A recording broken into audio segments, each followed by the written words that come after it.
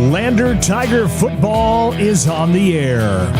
To bring you the action, let's head to the stadium. Here is Scott Fuller. Well, a good Friday evening, everyone. Welcome to Douglas High School for Lander Tigers football on 1330 KOVE and live streaming at county10.com. Scott Fuller here, Jason Peterson running camera to my left, welcoming you into the Porter's Tailgate Show. It's brought to you, of course, by Porter's Mountain View Supply in Riverton, your one-stop shop for grills, spas, stoves, pellets, and more. Porter's is a proud supporter of Fremont County athletes. Tonight, the Lander Tigers face their first conference road test of the season here in Douglas, taking on a perennially tough Bearcats football team. Douglas entering the game at 2-2 with a non-conference victory over Jackson Hole.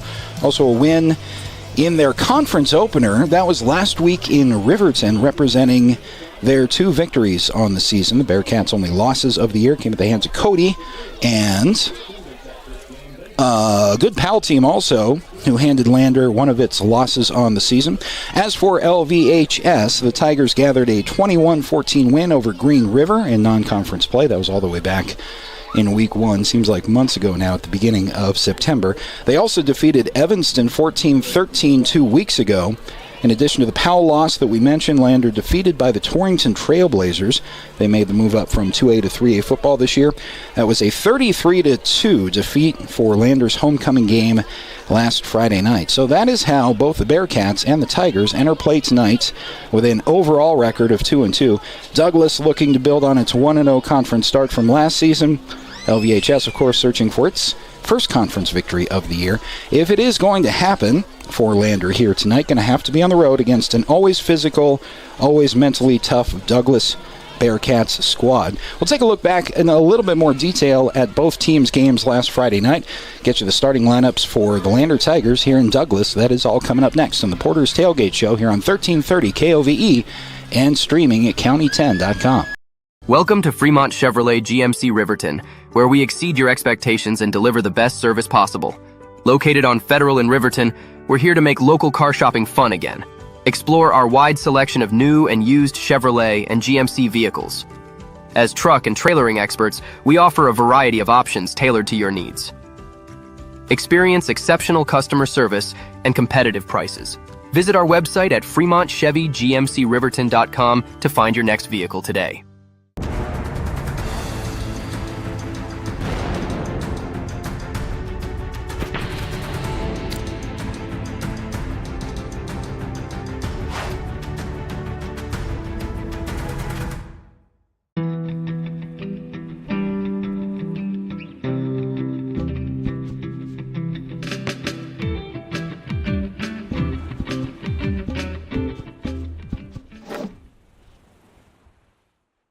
Porter's Mountain View Supply, your local experts in fire and water.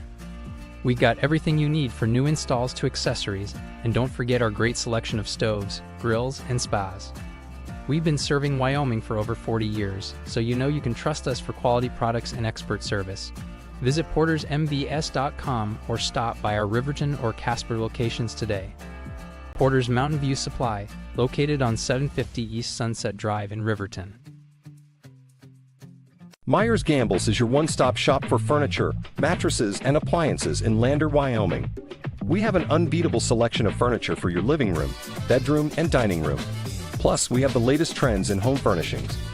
Our mattresses are comfortable and affordable, and our appliances are built to last. Whether you're looking for a new TV, sofa, or refrigerator, we have the perfect finish, style, and function for your home. Visit us at 420 Main Street in Lander, or check out our website, landergambles.com.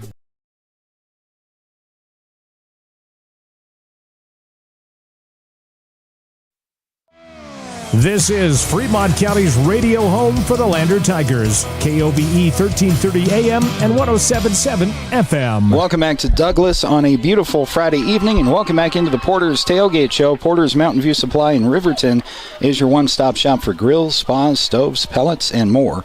Porter's, as always, a proud supporter of Fremont County athletes. Pre-game festivities here at Douglas High School. It is their homecoming night tonight, so a lot of pomp and circumstance. Might see an extended halftime show as well, and maybe an extended pre-game show. We're slated for a 6 p.m. start, and everything appears to be on schedule, so I think we're going to get going just about on time here in about 14 and a half minutes from right now. Going back into how these two teams enter the matchup tonight at 2-2 respectively. Douglas hosting Lander, with both teams again at 2-2 on the year. Bearcats, though, are 1-0 in conference play. They got a victory on the road in Fremont County against Riverton last Friday night. In that game, Douglas striking first. Quarterback Colin Roberts, someone to keep an eye on tonight, scampering for a 71-yard touchdown run to open scoring. Cash Tillard would catch a touchdown pass from Roberts. 14-0 was the Douglas-Riverton score last Friday night at the half. Riverton quarterback Blake Gattenbein finally got going in the second half. Couple of TD passes, one inside the red zone against blown Douglas coverage. Second very long passing touchdown, very nice catch down the seam. Got the Wolverines back to within a point, 14-13.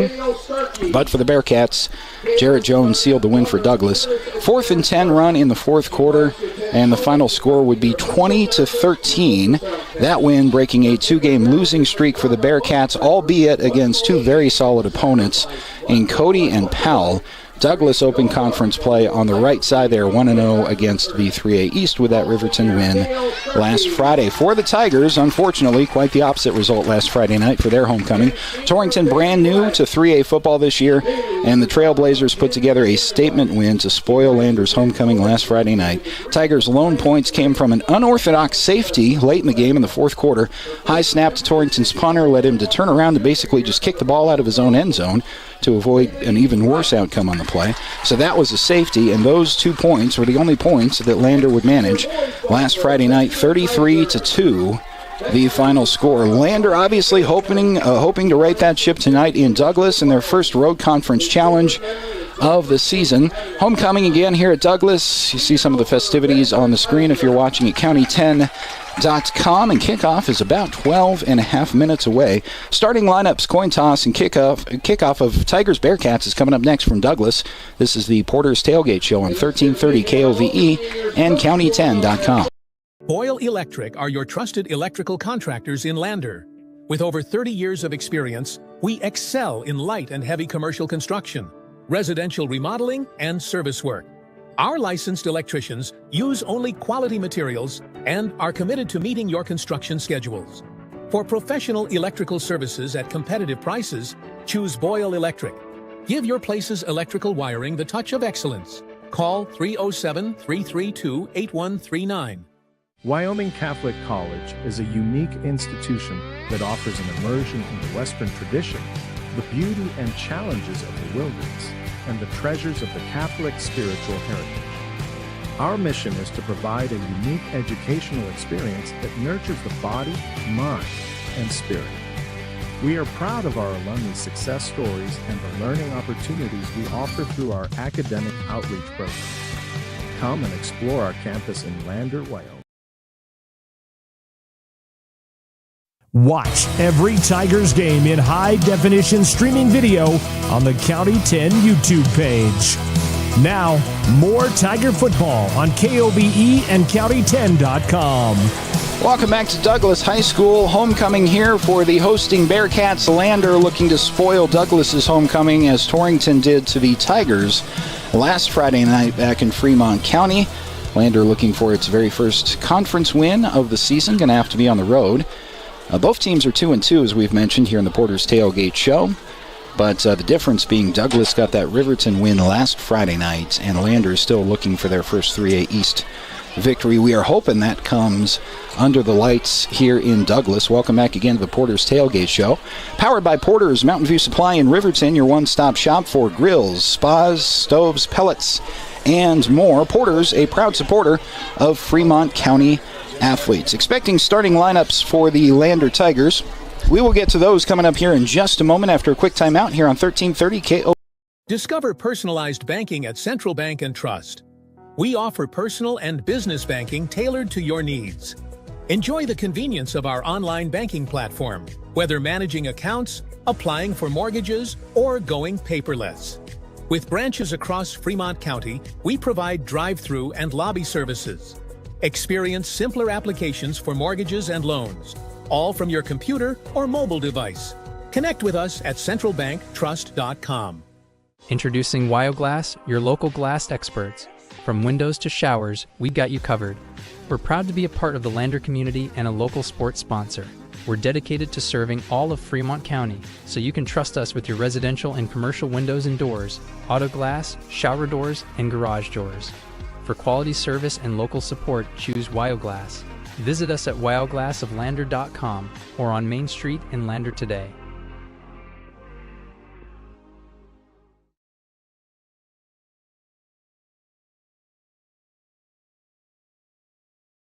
Welcome back to Douglas Porter's Tailgate Show. Scott Fuller and Jason Peterson will be running that high-definition video that you'll see at county10.com, just about 8 and 9 minutes away from kickoff here in Douglas. We'll get to those starting lineups now here on the Porter's Tailgate Show, brought to you by Porter's Mountain View Supply in Riverton. These are the starters for head coach Jim Burton that we are expecting for the Tigers, playing again their first conference road game on the season tonight. Starting off with the defense, Lander showing off that 3-4 with a pretty stout front three in Gavin Romer, wearing number 66 on the left side. Caleb Hamilton, 5'5" at the nose, and 61 is Tress Pickard on the right side of the defensive line. Linebackers are Caleb Larvey, Braden Baker, Braden Johnson Baker, and Cody West. Finn McFadden and Barrett Moffitt are the corners. And Parker Burton, wearing number 10, plays in Coach Burton's bandit spot, kind of all over the field defensively. Landon Jones, your typical free safety, wearing number 4. Don't expect any defensive changes or offensive changes to the starting lineup here tonight. Tiger offense, starting with the offensive line from left to right, wearing number 61 is Tress Pickard. Gus Childers wearing number 52 on the left side. Jackson Condor at center wears number 54. 55 is Caleb Hamilton to his right at guard. And number 66, again, Gavin Romer, one of those several players that go both ways on offense and defense for the Lander Tigers. There's the offensive line for you. Caleb Larvey and Braden Baker, the two primary backs behind quarterback Paxton Hollingshead, wears number 11. And number 1 is Braden Johnson Baker. He'll play in that H-back spot. You'll see him line up off tight end occasionally, sometimes in the backfield, plays a little slot receiver from that H-back as well. Kind of have to keep an eye on him throughout the game. Ball tends to follow him around the field, especially in the passing game. Two deep receivers, Finn McFadden, Sawyer McHazel, Landon Jones, and Barrett Moffitt. And the tight end spots, by the way, number 87, Django Ferguson. Those are the expected starting lineups for head coach Jim Burton's Lander Tigers, as Douglas has been introduced to their homecoming crowd, being introduced collectively as a team. Lander Tigers already on the field on the far side. There is a smattering of faithful who have made the trip from Fremont County on a Friday night. For those of you who were unable to make it, we are here to bring you this beautiful evening from the comfort of your own home, on the job sites, in the car, wherever you might be happening to watch or listen. Glad to have you with us at county10.com and on the radio on KOVE 1330 AM and 107.7 FM. It is an absolutely gorgeous night here in Douglas. Don't have an official game time temperature, but we're about 80 degrees. And the wind blowing in from the west pretty steadily. We have 2 American flags flying for homecoming. One is permanent outside the left end zone. And another, I'm not sure if this is for homecoming or if this is something Douglas does for every football game, because we were here for the Riverton-Douglas game last year. That was also homecoming, and they had the same setup with a fire truck waving the oversized American flag across the field from us behind the Lander bench. And not a cloud in the sky. It is an absolutely gorgeous night. Interesting to watch here as we're about 5 minutes away from kickoff. By all accounts, haven't seen film on Douglas this year. Did see a little bit of the Riverton game last week. Just wanted to see how Riverton was scoring on Douglas, since we have them coming up, obviously, for the broadcast tonight. And if there is a soft spot, it might be in the secondary. Not sure that's a great matchup for Lander. Lander can throw the ball. They like to run first. They like to establish those 2 or 3 backs behind Paxton Hollingshead to start their offense, but there might be an opportunity there in the secondary, and we've heard nothing but great things about number 42, Carter Archuleta. More on that coming up. National Anthem time here from Douglas High School. We'll keep it right here to bring it to you.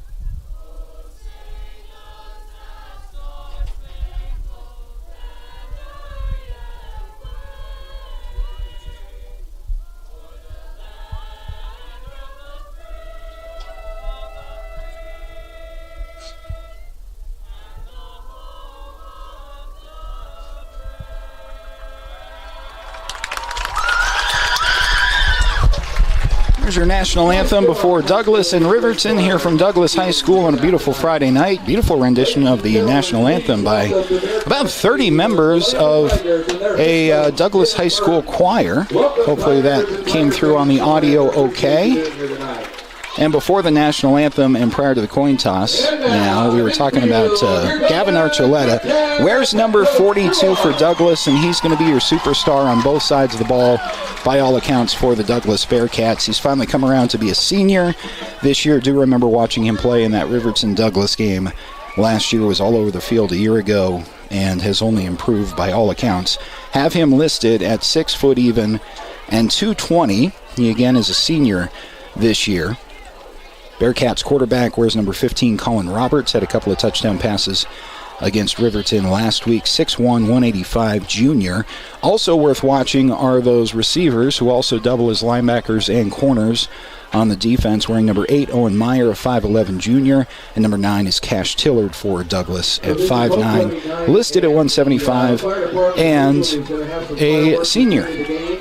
That answers my question about the large American flag on the far side of the field. PA announcer just informing us that the fire department here in Douglas treks in that American flag for homecoming, and that they had also planned to do some fireworks of some kind, but aren't going to be able to do that because of the exceedingly dry conditions all week long, all over the state, but here in central Wyoming. So no fireworks for homecoming, at least off the football field. And Tiger fans are certainly hopeful that any fireworks come from the white and green on the far side of the field.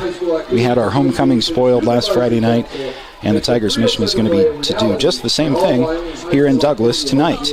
We'll wrap up the Porter's Tailgate Show, step aside for one more break, and come back with the kickoff from Douglas. Lander Tigers, Douglas Bearcats, both teams 2-2. Coming at you next here on 1330 KOVE and County10.com. Discover personalized banking at Central Bank and Trust. We offer personal and business banking tailored to your needs. Enjoy the convenience of our online banking platform, whether managing accounts, applying for mortgages, or going paperless.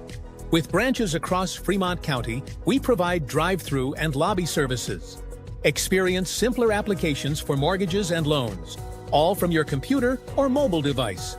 Connect with us at centralbanktrust.com. Introducing WyoGlass, your local glass experts. From windows to showers, we've got you covered. We're proud to be a part of the Lander community and a local sports sponsor. We're dedicated to serving all of Fremont County, so you can trust us with your residential and commercial windows and doors, auto glass, shower doors, and garage doors. For quality service and local support, choose WyoGlass. Visit us at wyoglassoflander.com or on Main Street in Lander today.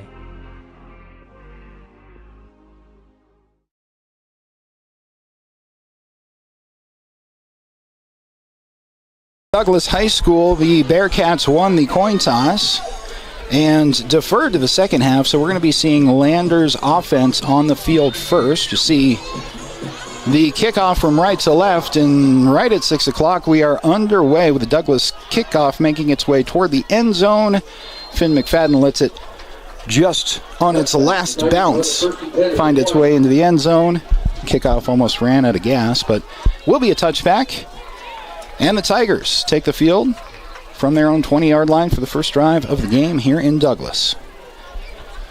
Paxton Hollingshead at quarterback, once again joined by Caleb Larvey wearing 24 and Braden Baker in the backfield typically. Braden wearing number 34. Lander with a bitter taste in their mouth after a 33-2 defeat at home against Torrington. For homecoming nonetheless, trying to avenge that here tonight in Douglas. 1st and 10 from their own 20.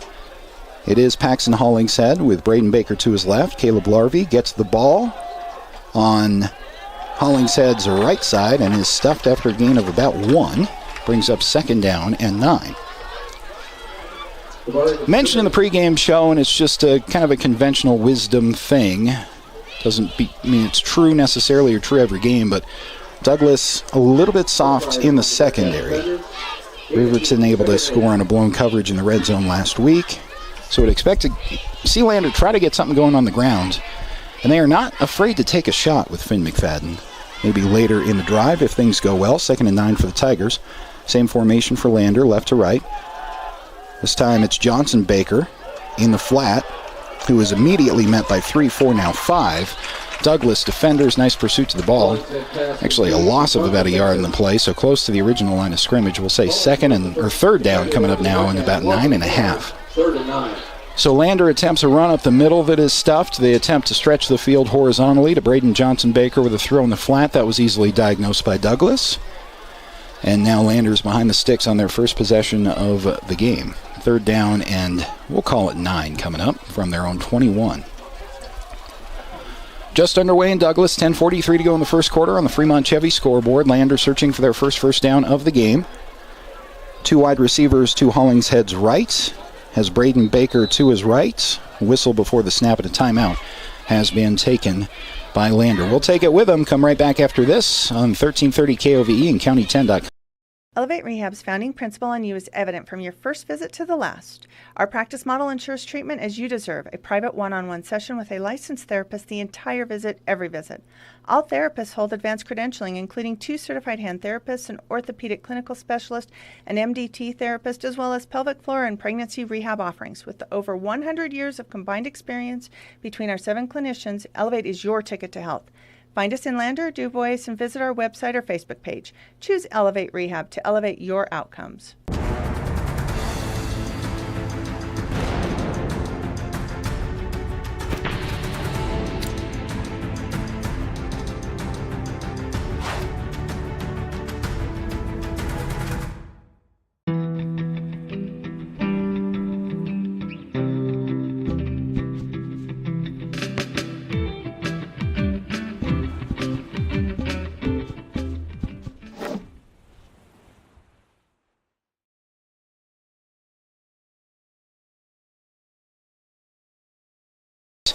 And was brought down right at about the line of scrimmage for our video audience just rejoining us during the timeout break. Paxton Hollingshead rolling to his right, looking to throw, and was tackled. Actually, that will be a sack, 2 yards behind the line of scrimmage. So Lander's going to have to go 3 and out and force the punt. A couple of returners standing at Douglas's own 37-yard line.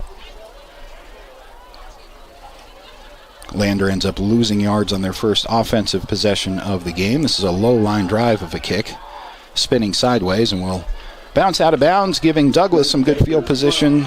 See where they spot this, but it looked to be about their own 44-yard line. And that's where the Douglas Bearcats will start their first offensive drive of the game. Ball will be placed right at the 44, it would appear. And so keep your eye, for those of you watching at County10.com, out for number 42. That is Carter Archuleta. Douglas standout on both sides of the ball, plays running back on offense and linebacker on defense. Rest of the 3A East will frankly be glad to be rid of Mr. Archuleta after this year. He has been a standout player on what's already perennially a mentally and physically tough team, wearing number 42 out there in the backfield. You see him as one of 2 backs behind the line of scrimmage. Colin Roberts has Archuleta directly to his left. 2 wide receivers to the right. One now comes in motion. Instead of Archuleta, this will be a sweep to Owen Meyer. Meyer to the 50. Jumps over a Tiger to the 40. 35 near sideline. Finally pushed out of bounds by Lander at the 30-yard line. And immediately, a 22-yard scamper. And it wasn't even Carter Archuleta. All eyes in the stadium.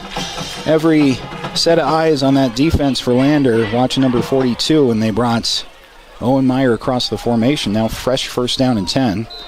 This time it will be Archuleta running on the left side. Gets about 3-4 yards on the play. Give him 3. Brings up second down and 7.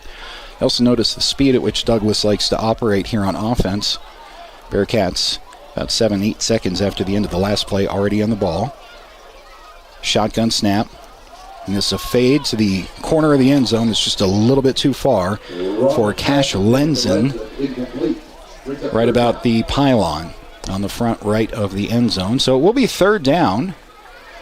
Douglas operating quickly, but Lander with a chance to force Douglas to make a decision. Third down is going to be about 3rd and 4 coming up. 9:05 on the first quarter clock on the Fremont Chevy scoreboard. Stopped after the incompletion. Douglas this time has taken plenty of time in the huddle. Make sure everybody on the offense knows the play call. 3rd and 4 coming up. Bearcats already inside Lander territory down to the 22. Roberts 2x2 with Archuleta to his right. It looks like a timeout was taken by Douglas. So Lander has taken one. Now Douglas has taken a first half timeout as well. Keep it right here and say thanks to our sponsors like Bailey Tire and Auto, proud to support our local athletes. Full service auto and tire shops at 755 South Federal in Riverton, as well as 1305 West Main in Lander. Also thanks to YDOT. They have an extended YDOT Buckle Up for Life halftime show coming up, left to see, with the homecoming festivities here in Douglas. YDOT reminding you that seatbelts save lives. Buckle up so you can stay in the game every time, every ride. Scott Fuller and Jason Peterson with you in Douglas. Beautiful night. On the outskirts of town, just off of the interstate. And Lander's defense looking for its first big play of the game. It'll be 3rd down and 4 coming up for Douglas. Couple of plays marching the ball down the field in the Bearcats' first offensive drive. They have it now down to the 22 of Lander. Douglas used a timeout to think about things, see if they change up their formation at all. They will. This time there are 2 running backs standing next to Colin Roberts in the backfield, one either side, 2 receivers far side to the right, wide side to the right, should say. Shotgun snap, play action to Archuleta.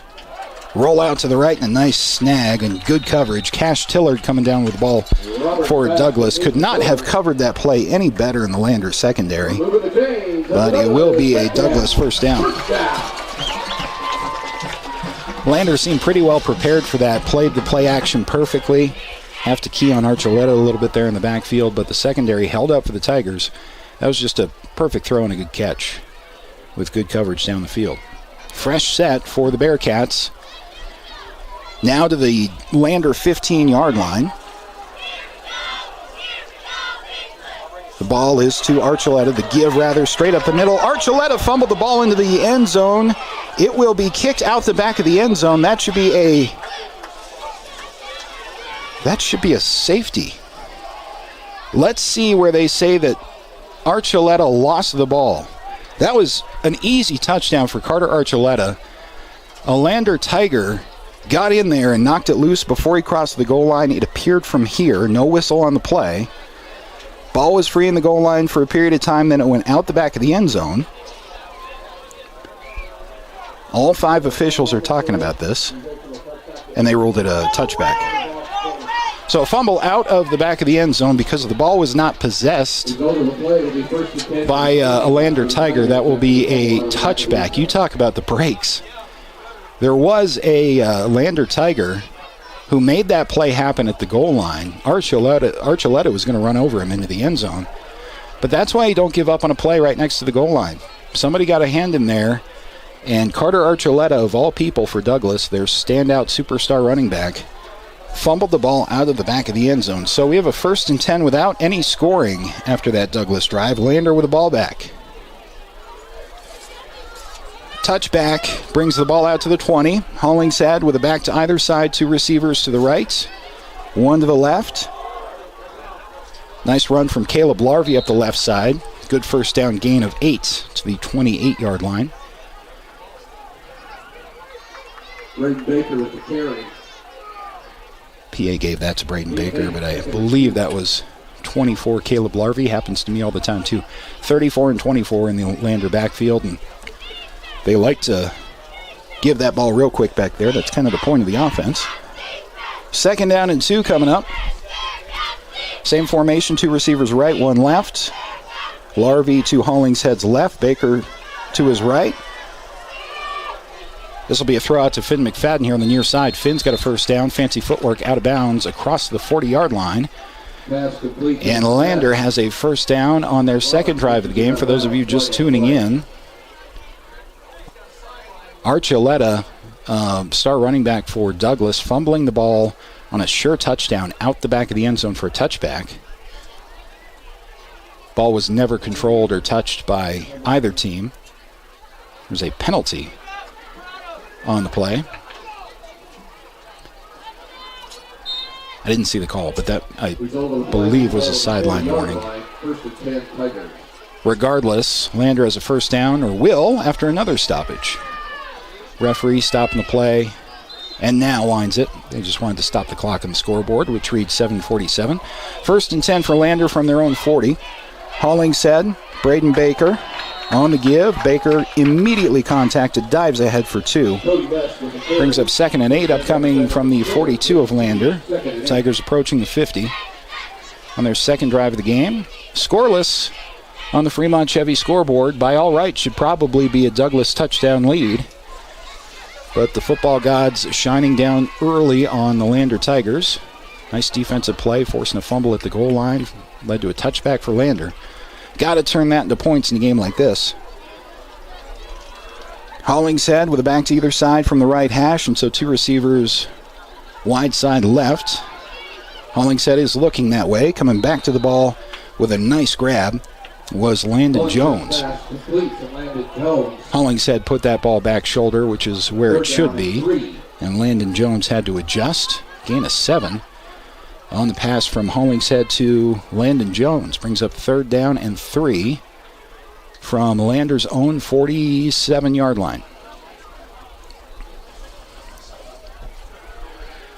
Nice drive for the Tigers. A couple more first downs is what they're looking for.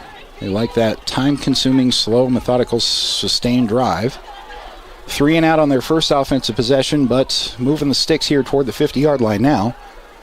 There's that T formation, everybody tight behind Hollingshead. That is going to be Cody West, I think, who has a first down carry across the 50 and down, diving ahead to Douglas's 46-yard line. I was extremely impressed with Cody West in quote-unquote garbage time last Friday night against Torrington. Cody West was in for a majority of the fourth quarter, taking those carries. He looked great, and now you see him out here in the first quarter with the starters Baker and Larvey. Nice change of pace back for those guys. First down and 10 from the Douglas 47. Give to, I think it was Braden Baker straight up the gut. Yeah, it was Baker for a gain of 2. 2nd down and 8, crossing Douglas's 45-yard line. 5:45 to go in the first quarter. Scoreless from Douglas. Lander and the Bearcats both 2-2 on the year. Douglas 1-0 in the 3A East. Lander is 0-1, looking for their first conference win. Would be a big win any way you slice it on the road in Douglas for this Lander Tigers team. Got to score points here on this first drive. And on 2nd down and 8, the ball is nearly intercepted. Hollingshead wanted to go back to Landon Jones on a stop route there on the wide side, the far side. And nice break on the ball by Douglas's corner on the play. That could have been not only an interception, but he had a lot of lane in front of him too. But incomplete, so Lander survives for 3rd down and 8. You are seeing the Tigers open the playbook passing-wise a little bit more than the previous games, wins and losses. Talked about Douglas with their constant work on their secondary. Gave up 2 passing touchdowns to Riverton last week. 3rd down and 8, 2x2. 4 wide receivers. Hollingshead has Larvey to his right. This will be a hitch. Stop route to the right side to Barrett Moffitt. Barrett Moffitt brought down across the 35, but not before he gets himself a first down for Lander. Tigers moving the sticks well inside Douglas territory now. Combination of run and pass. There you see the Lander Tigers spread out 2x2. And it was Barrett Moffitt on a stop route. That spacing game. That's a lot of what Torrington did to the Tigers last week. Throw those 6-7 yard stops and ins. And then go long. See what Lander wants to do with a fresh set. First down and 10 from the 34-yard line. 3 receivers wide side left. Hollingshead looks short side to the sole receiver on the right side and throws the ball behind. Braden Johnson Baker there on the right side. So Tigers trying to draw all the attention to the far side of the field, the wide side of the field, put 3 receivers out there, and that was Hollingshead going to Johnson Baker the whole way on 1st and 10. Incomplete, brings up 2nd down. Clock stops to the incompletion at 4:35 to go in the first quarter. Lander on their second offensive drive of the game, trying to convert it into points. I don't know why the ball is being moved across the field from the right hash to closer to the left hash mark. They're actually going to put the ball dead center in the middle of the field. The first play, 1st down and 10, was an incompletion. Ball should have been maybe in the middle of the field to begin with. And now the officials are discussing, I would imagine, the placement of the football. Realizing that's a waste of time, they are going to blow the whistle and continue. So 2nd down and 10 from Douglas's 34. Braden Baker up the middle will gain about 1 yard, and that's it. Brings up 3rd down and 9. Short gain on the play. Advance the ball to Douglas's 33 and roll the clock at 4:17 to go in the first quarter on the Fremont Chevy scoreboard.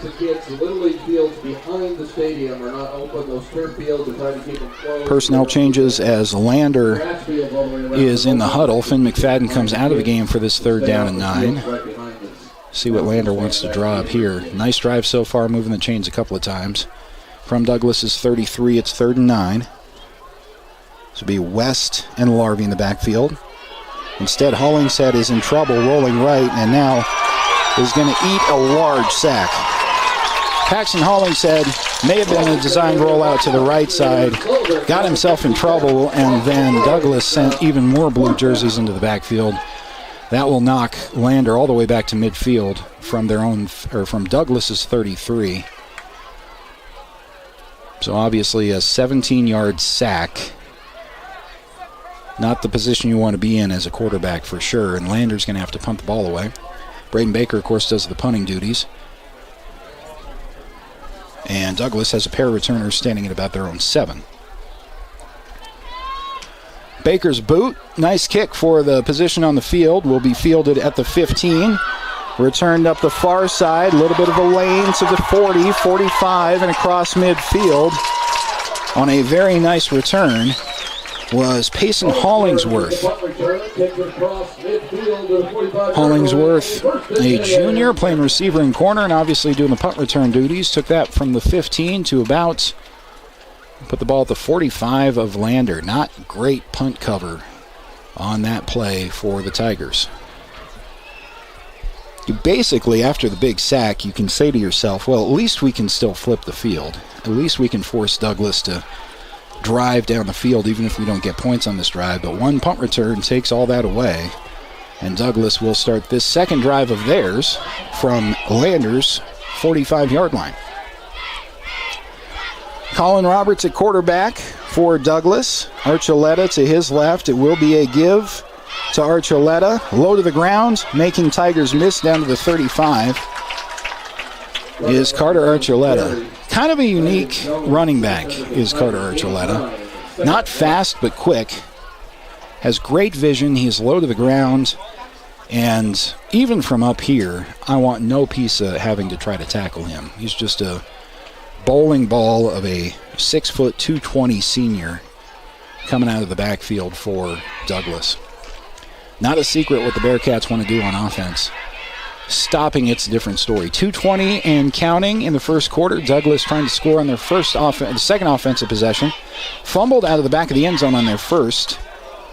So they'll knock on the door again here. This will be Roberts with a quick throw out into the left flat. Owen Myers somehow, I believe, caught that ball right off of the blades of the turf here in Douglas. And that will be a first down to the 26-yard line of Lander.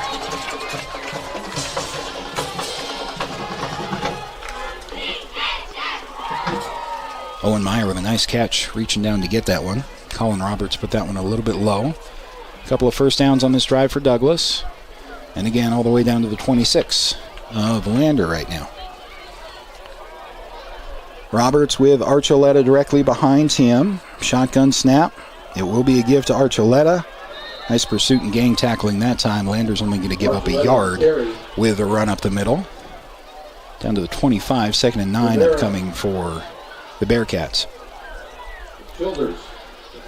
Mentioned earlier this week in talking about this matchup that is an interesting matchup, being Archuleta and the Douglas offensive line against a 3-4 of Lander that's been really stout all year against the run.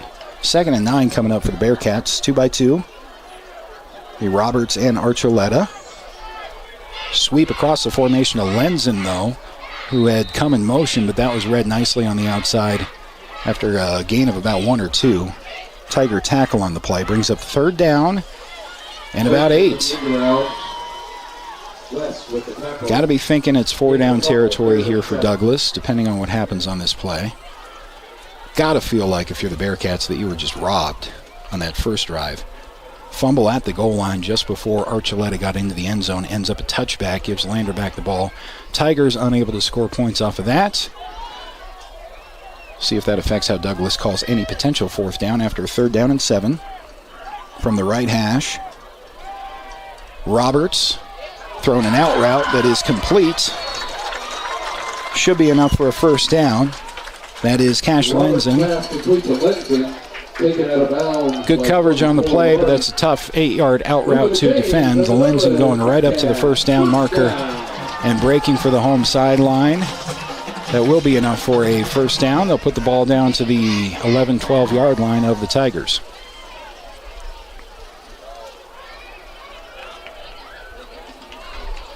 Colin Roberts again from the shotgun. Archuleta to his right. 2 wide receivers to the right. This will be a fake give to Archuleta. Roberts keeping that one himself. Falls ahead for a gain of about 2. 2nd down coming up. Douglas able to get a first down at about the 3 without finding the end zone. But before any of that, we've reached the end of the first quarter. Scoreless with Douglas knocking on the door. Back with quarter number 2 on 1330 KOVE and streaming at county10.com right after this.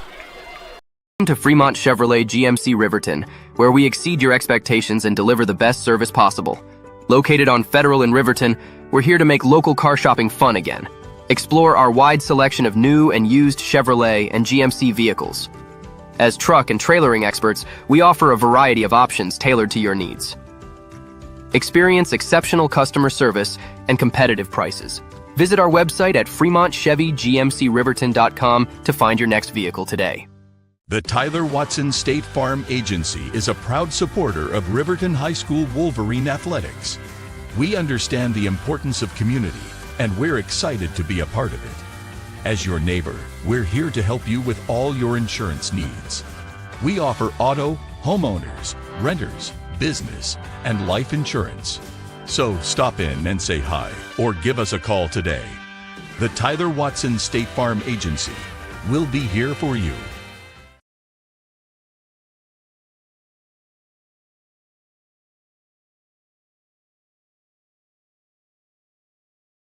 Watch every Tigers game in high-definition streaming video on the County 10 YouTube page. Now, more Tiger football on KOBE and County10.com. And welcome back to Douglas High School. As out of the first quarter intermission, Douglas has a 2nd down and 8 from Lander's 11-yard line. We are scoreless at the moment with Douglas threatening. Give is to Archuleta. He is gang tackled on the left side of the offensive line there by a couple of Lander Tigers, and that's a gain of only about a half a yard. So 3rd down and 7, we'll say, coming up as we are underway in the second quarter. Douglas has been here before in the first quarter. Give to Carter Archuleta from inside the red zone. Got all the way to the goal line, lost the handle. Nice defensive play before the score, and the fumble went out the back of the end zone. Lander unable to score on any of their first 2 possessions. That is how we are scoreless to start the second quarter. Douglas on 3rd down and 7 from the Lander 10. This will be a give to Archuleta on the delay. Archuleta driving forward, has a 1st down before the goal line. See where they mark him down. It looked to me like he got inside the 3-yard line before he was tackled, but the far side official there, the line judges. Yeah, that should be a 1st down and goal then for Douglas. Ball down to about the 2-yard line, 1.5-yard line, so it'll be a 1st down and goal. This is Carter Archuleta time for the Douglas Bearcats. I'm not sure why you would do anything other than give the ball to him 4 times from here if necessary. Big back is in the game with a tight formation behind Colin Roberts.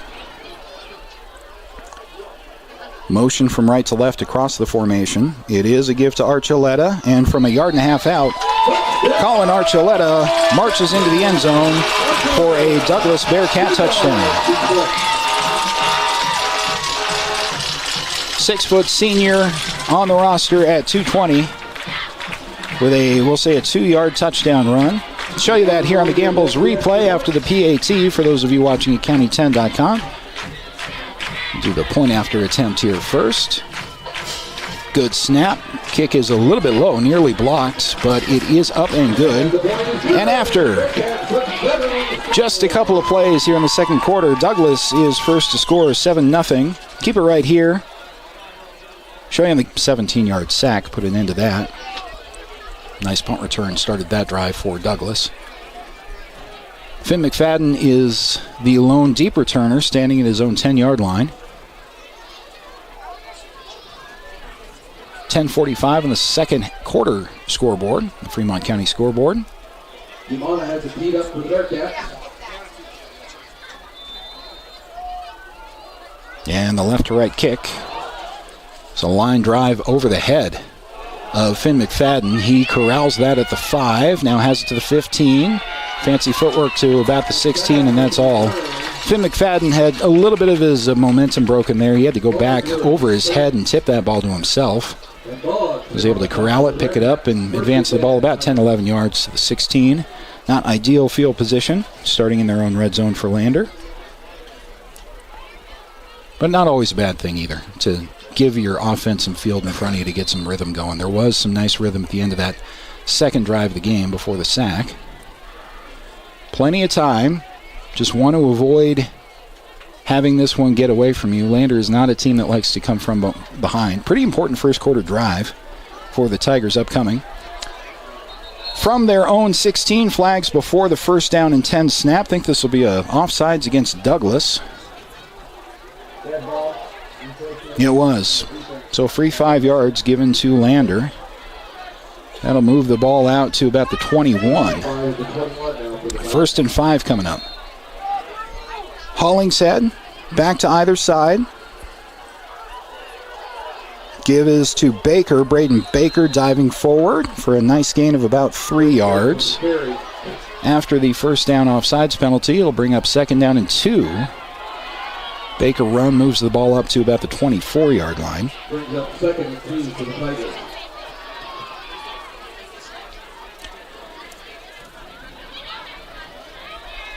Very nice homecoming crowd here in Douglas. 2nd and 2 coming up for the Tigers. 2 receivers far side right, back to either side of Hollingshead's left and right.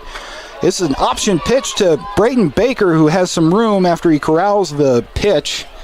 Very well played by Paxton Hollingshead, who started right with Braden Baker behind him and to his right and was eaten alive by the edge defender. And just a perfectly timed pitch by Paxton Hollingshead. Was a little bit behind Baker, but he was able to tip that to himself and advance it for a first down. Some old school option football from Jim Burton's Lander Tigers. And again, we'll see Hollingshead from a shotgun back to either side. This will be West up the middle for a gain of about 2, maybe 3. We'll say it was a gain of 2 up to about the 33. Brings up second down and 8. Cody West with the carry. Mentioned Cody West getting some carries late in the blowout loss last week against Torrington. And how impressive he was. Big guy. Every bit as big as Braden Baker and Caleb Larvey, and hits the hole just as hard. Cody West, a nice third option in that Lander backfield. It's got to be as formidable as any in 3A when it comes to factoring in all 3 backs. You throw West in there with Larvey and Baker. Obviously, Lander's offense very run-heavy with those 3 backs. Second down and 8 coming up from their own 33. Hollingshead with a back to either side, 2 receivers wide side left.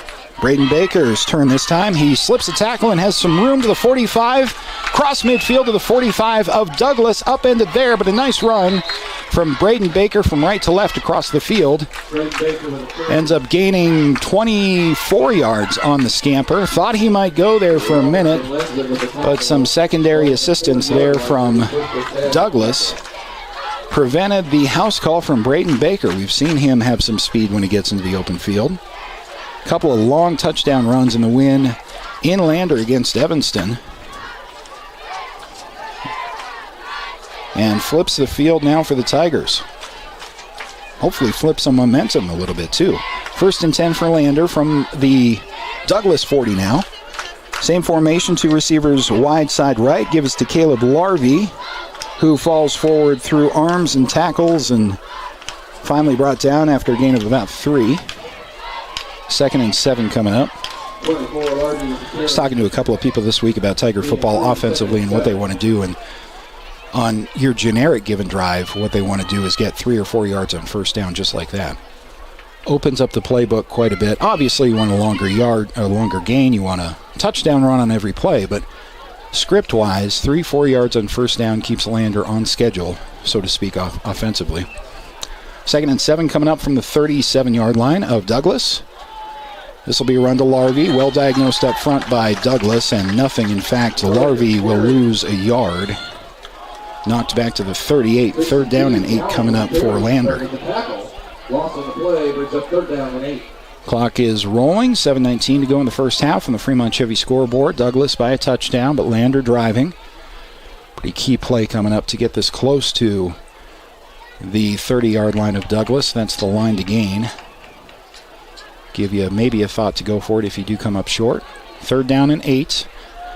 Hollingshead, 2 receivers, far side right, wide side right. Designed rollout. Hollingshead in trouble. That might be a fumble. Picked up with no whistle by Cash Tillard for Douglas.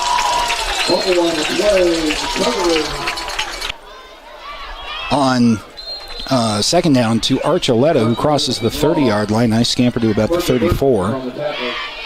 I think we're good on video, and I think we're good on radio now. We apologize for the technical issues. Had to switch connections midstream here at Douglas High School. But everything looks good to me, so appreciate your patience dealing with that. If you're having issues at county10.com, give that browser a refresh. And looks like we're good to go. Lander's defense with a golden opportunity here. It is third down and about 20 after a couple of penalties from the Douglas Bearcats. Colin Roberts in the shotgun, Archuleta to his right. Roberts has 2 receivers wide side left. Quick throw over the middle. That is corralled by Cash Tillard, who is going to be tackled at the 50, but still about 7 yards short of a first down. Brings up fourth down for Douglas. They're right on the ball going for this. Fourth down and 7. Now a timeout's going to be called by Lander. Probably a wise timeout by head coach Jim Burton. I want to make sure that this play call is correct. Also kind of a sneaky coaching decision by first-year Douglas head coach Drew Hodge. I'm hoping I'm pronouncing that right, Hodge. Douglas with a brand new coach, but the same attitude is the way they would portray it to you. Douglas perennially very physically difficult and mentally tough, and head coach Hodge, therefore, Douglas may have forced Lander to burn a timeout. We'll see if they come out in punt formation or if they're actually thinking about going for this 4th and 7 from the 50. Thanks to some of our sponsors for these broadcasts, including Myers Gambles on Main Street in Lander. They're excited to cheer on our student athletes. Gambles has award-winning deals.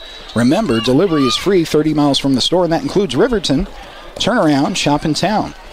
Well, it looks like Douglas is going for it on 4th and 7 from midfield. Quarterback Roberts from the 50.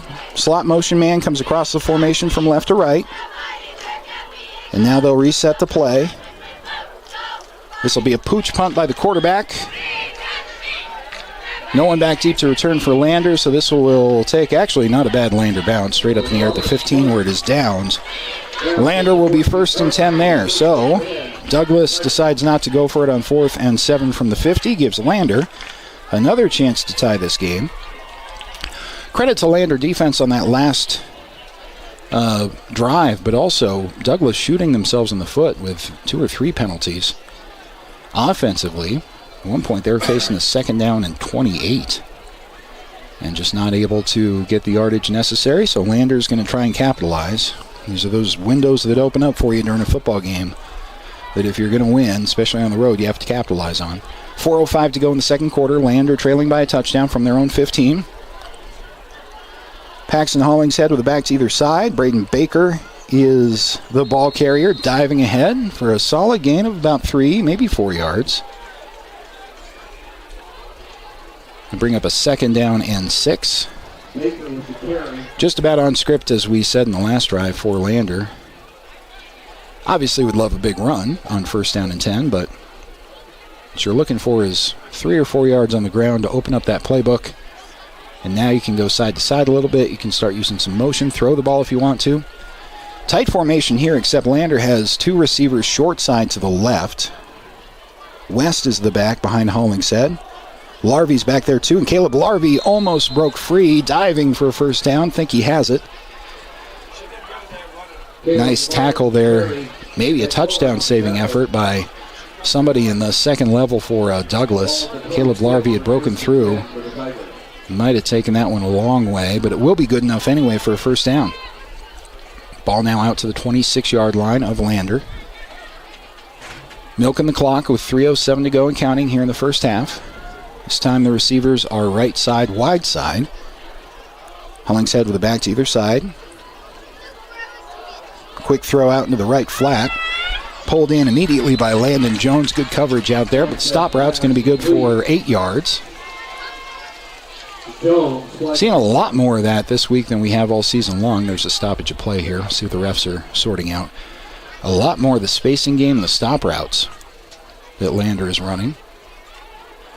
5, 6, 7 yards upfield and stop. Douglas has taken their 2nd timeout of the half. I think we had that wrong on our scoreboard, but we've corrected it now. Both teams should have 1 timeout.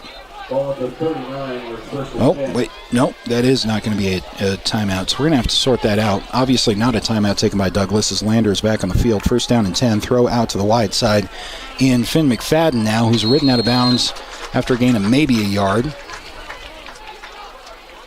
2:37 as the clock rolls.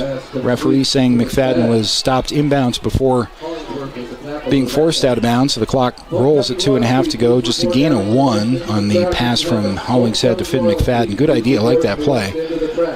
Just nice coverage, speedy coverage out there on the near side for Douglas. 2:16 now on the clock. Lander taking their time. Hollingshead has 2 receivers wide side right, 1 to the short side. Single back to his right. Shotgun snap. Hollingshead throwing that stop route. This time he does have Finn McFadden. Cross the 50, good for a Lander first down before he's brought down in Douglas territory. Clock stops to move the chains at 2 minutes to go. Yeah, this is a lot more of the quick game, as they call it, the short passing game from Lander than we've seen in either wins or losses so far this year. But you like that, especially A, since it's working, but it's also a tendency breaker. This is not something that Douglas would have been ready for on film, because Lander just doesn't run this spread wide quick game. They are tonight. First down and 10 now on the 49 of Douglas, 2-2. And Hollingshead back to pass again. He's looking deep down the field. Has Finn McFadden at the 20-yard line. Finn McFadden still on his feet to the 10.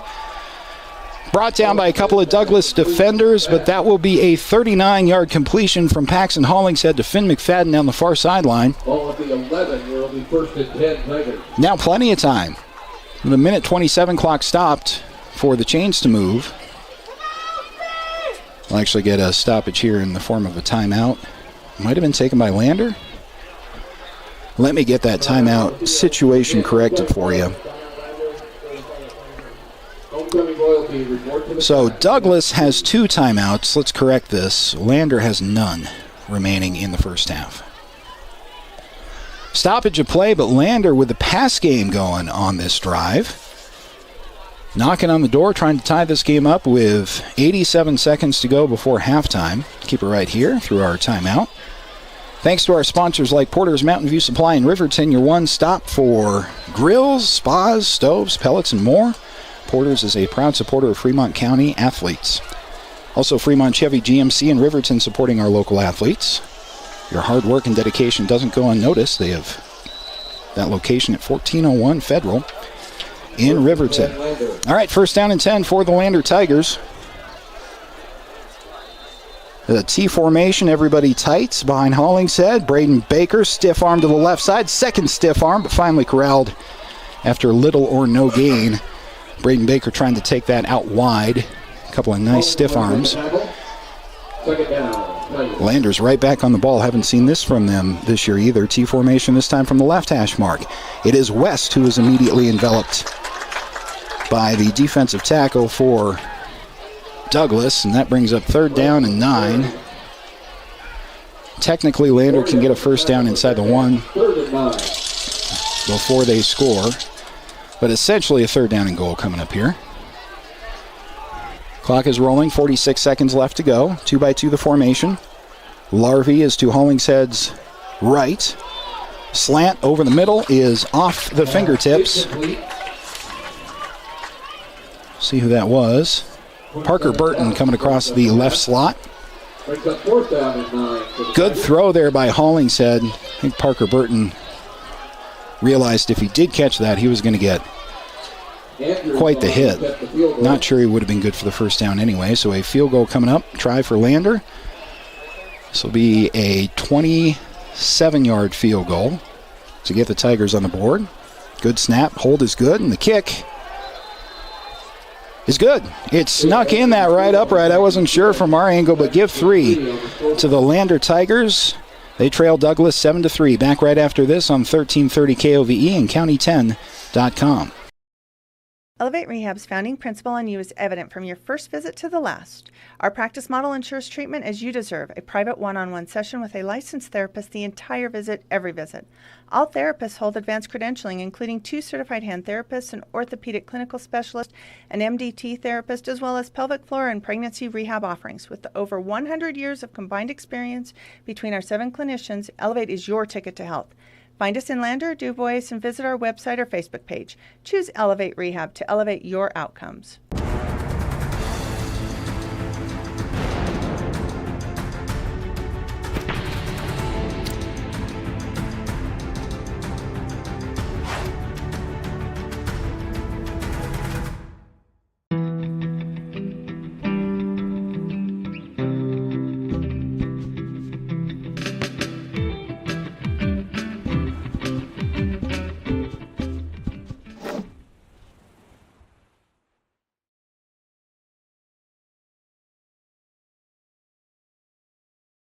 To Douglas High School, Lander Tigers are on the board, now trailing the Bearcats 7-3. off a 27-yard field goal to close out one of the more exciting drives of the season for the Lander Tigers. The drive started from their own 15-yard line. A lot of passing down the field for Lander in that scoring drive. Still 33 seconds on the clock for Douglas to do something with this one, though. Automatic touchback brings the ball out to the 20-yard line for the Bearcats. So you got to be feeling pretty good on that far sideline for Lander right now. But you do not want to give up points, especially in big play fashion, but in any fashion in these last 33 seconds. That is just a momentum killer, and Lander has some things to be proud of here in this first half, but need to close things out here and get to the homecoming halftime festivities. First down and 10 from the 20. Colin Roberts for Douglas. Give to, I think that's Archuleta back there. It is. Ball's on the ground. Lander has it. The Lander Tigers forced a fumble before a whistle, and I think Lander's going to have first and 10 from Douglas's 15-yard line. Officials are going to confirm this. Archuleta was stood up in the backfield. No whistle had blown, so the only thing that the officials could say against Lander is that Archuleta's forward progress had been stopped already before the ball had been stripped away. They're gonna say exactly that. They're gonna say that Archuleta had achieved forward progress, even though a whistle hadn't blown yet. Had achieved forward progress before the ball was stripped away. Oh. Heartbreaking what could have been for the Tigers. Clock is rolling now, though, with 22 seconds left. I'm not sure Douglas is aware of that. And they may be, because they're just going to kneel on this ball. Whoo, boy. Very, very close opportunity for Lander at the end of the first half. But Douglas is going to sit on it. We're going to go to halftime, and the Lander Tigers trail the Douglas Bearcats only by 4 points as we come to homecoming here from Douglas High School. So we'll recap what scoring there was and get you all set for the second half coming up here on the YDOT Buckle Up for Life halftime show. Douglas 7, Lander Tigers 3, hanging in there on the road. And 3A East football coming back for halftime and the third quarter next on 1330 KOVE and County10.com. Welcome to Fremont Chevrolet GMC Riverton, where we exceed your expectations and deliver the best service possible. Located on Federal in Riverton, we're here to make local car shopping fun again. Explore our wide selection of new and used Chevrolet and GMC vehicles. As truck and trailering experts, we offer a variety of options tailored to your needs. Experience exceptional customer service and competitive prices. Visit our website at FremontChevyGMCRiverton.com to find your next vehicle today. The Tyler Watson State Farm Agency is a proud supporter of Riverton High School Wolverine athletics. We understand the importance of community, and we're excited to be a part of it. As your neighbor, we're here to help you with all your insurance needs. We offer auto, homeowners, renters, business, and life insurance. So stop in and say hi, or give us a call today. The Tyler Watson State Farm Agency will be here for you.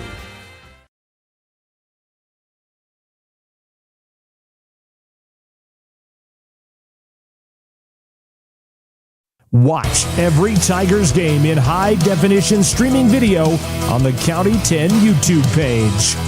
Now, more Tiger football on KOBE and County10.com.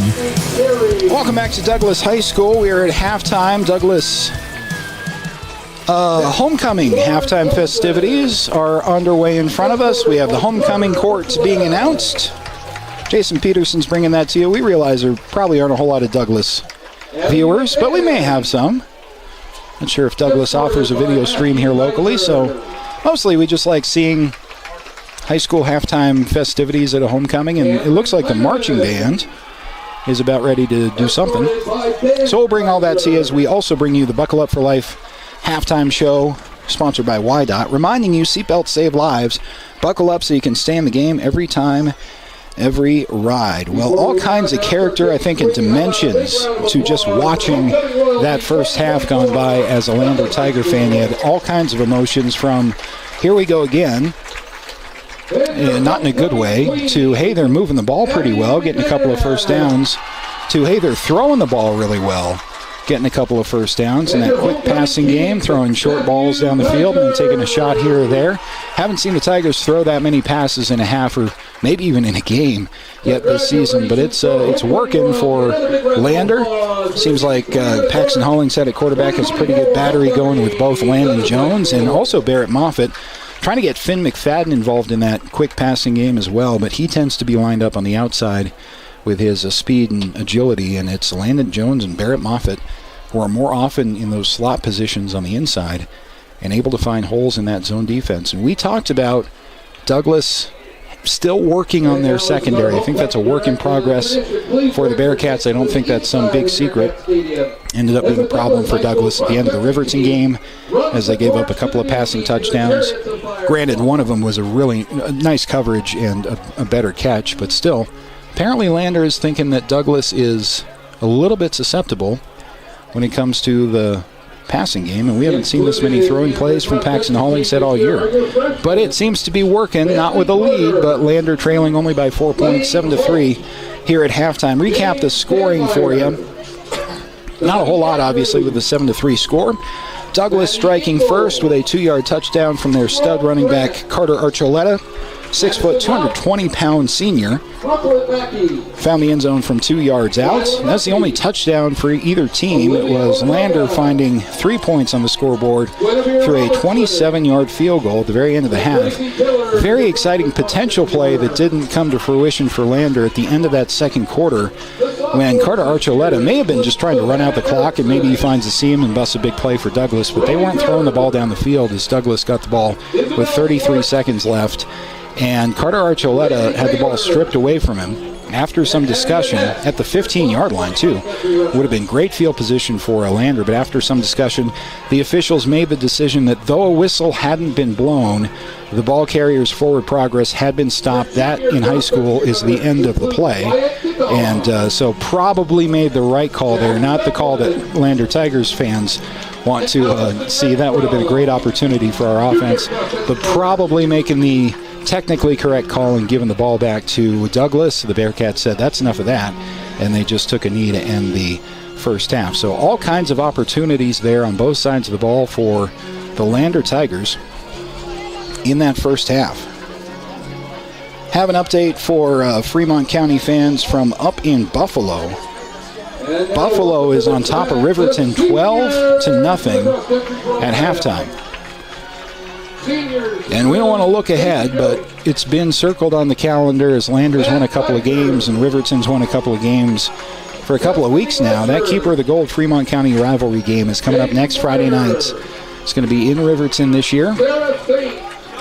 But that one may be as interesting a matchup on paper anyway, depending on the outcomes of both of our respective games, obviously here tonight in the second halves. It might be the most interesting Keeper of the Goal game on paper going into a matchup like that in quite some time. Plenty of work to do up in Buffalo for the Wolverines in the meantime, and plenty of work to do here in Douglas for the Lander Tigers. You're seeing on the screen if you're watching at county10.com. This is some kind of, I've not been briefed on the home team's homecoming festivities, but similar to how Lander runs their boys swim team around the track at homecoming, we have some kind of Chariots of Fire lantern carry that is going around the end zone now and back toward us. And I think, again, here come the senior cross-country runners. Let's give them a hand. Yeah, that's the cross-country team for Douglas is what we're seeing there. So very similar thing to what the Lander Tigers boys swim team does. Here in Douglas, it looks like they only do the seniors at homecoming. And they send their cross-country team around the track a couple of times carrying a torch of some variety, some of the fun halftime festivities for high school homecoming football here in Douglas. This is the Buckle Up for Life halftime show, brought to you by YDOT. Probably an extended halftime show. As one of the cross-country players for Douglas drew a reaction from the crowd doing some amazing flips and kind of slipped on one of them. But you don't have to flip in cross-country. So that's all right.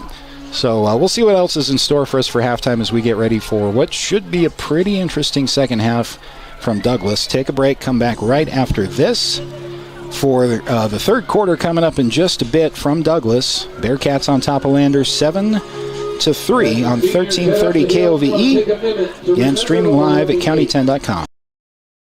Porter's Mountain View Supply, your local experts in fire and water. We got everything you need for new installs to accessories, and don't forget our great selection of stoves, grills, and spas. We've been serving Wyoming for over 40 years, so you know you can trust us for quality products and expert service. Visit portersmbs.com or stop by our Riverton or Casper locations today. Porter's Mountain View Supply, located on 750 East Sunset Drive in Riverton. At Redden Kane & Associates CPAs, we serve clients across Fremont County and beyond with top-tier accounting services. From individual taxes to business consulting, our creative and precise team offers tax management, estate planning, and more. You'll find us engaged and meticulous to ensure each client gets personalized guidance. Visit rivertoncpa.com to learn more about our services and how we can help you achieve financial success. We are Maven. We focus on the fundamentals, clean, simple designs with the very best modern materials and technologies. We refuse to compromise our mountain town roots to follow the well-worn path to $1. We choose instead to make game-changing gear and use it in the places and pursuits that inspire us every day. We are Maven, a company focused on the design and creation of innovative products for and by the modern outdoors. Who is RE/MAX All-Star Realtors? We're a professional real estate agency where your success is our priority. Whether you're looking to buy, sell, or invest, we're here to guide you every step of the way. With unmatched professionalism and a track record of delivering results, we're your trusted partners in real estate. Your success is our top priority.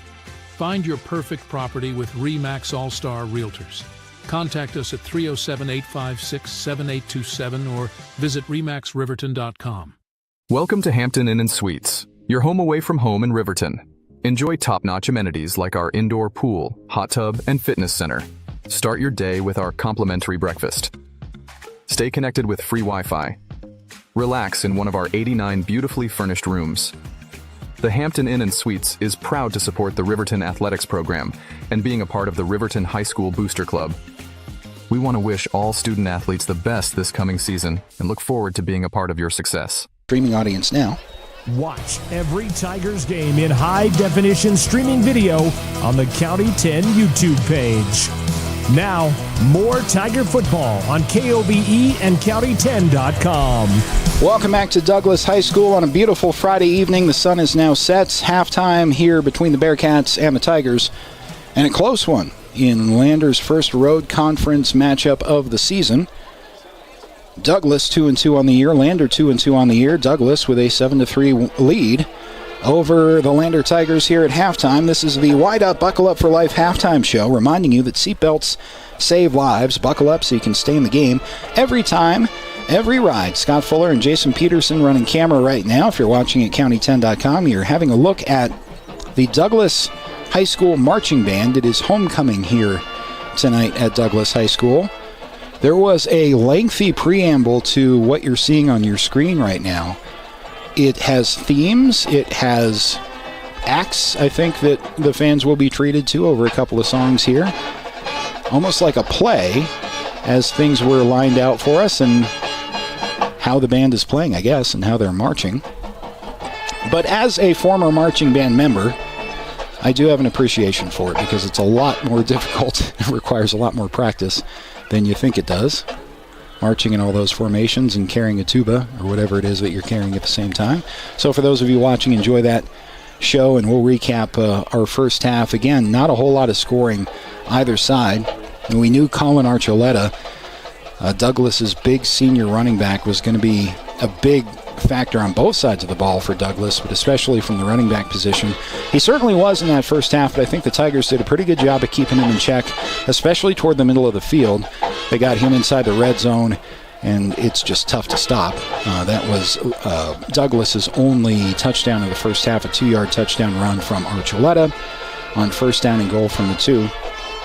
But aside from that, Landers 3-4 has done a pretty good job of containing him. They started out a little bit slower against him than they typically do, but seemed to buckle down a little bit as the first half wore on.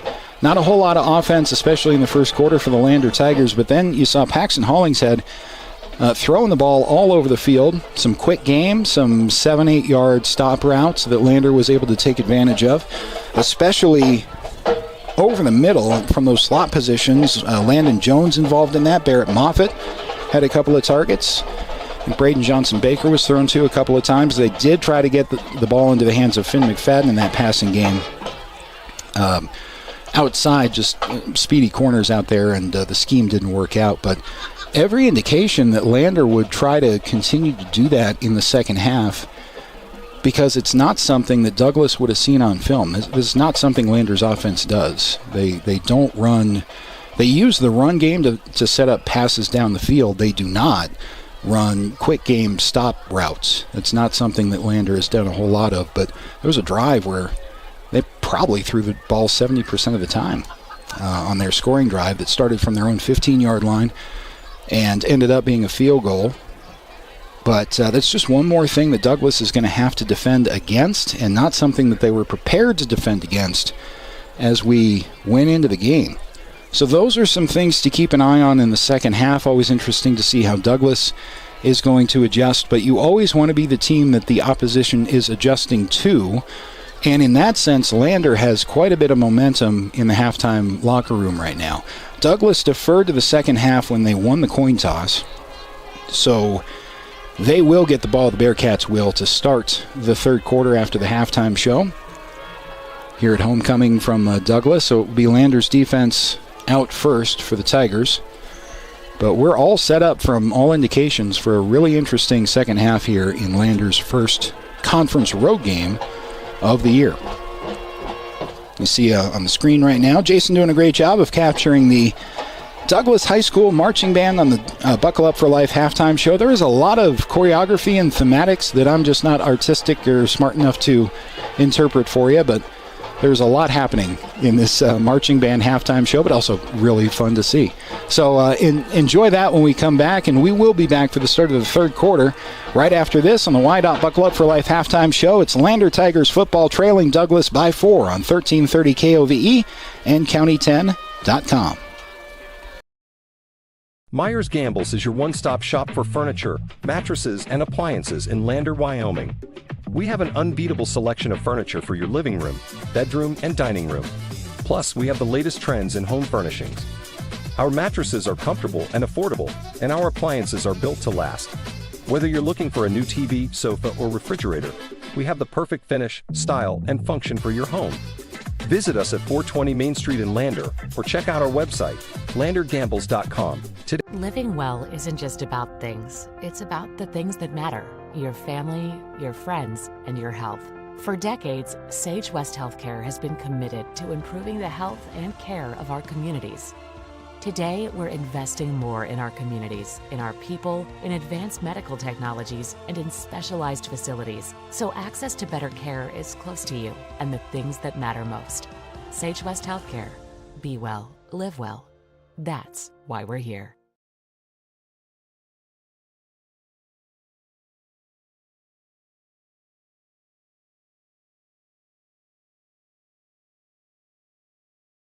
Welcome to Fremont Chevrolet GMC Riverton, where we exceed your expectations and deliver the best service possible. Located on Federal in Riverton, we're here to make local car shopping fun again. Explore our wide selection of new and used Chevrolet and GMC vehicles. As truck and trailering experts, we offer a variety of options tailored to your needs. Experience exceptional customer service and competitive prices. Visit our website at FremontChevyGMCRiverton.com to find your next vehicle today.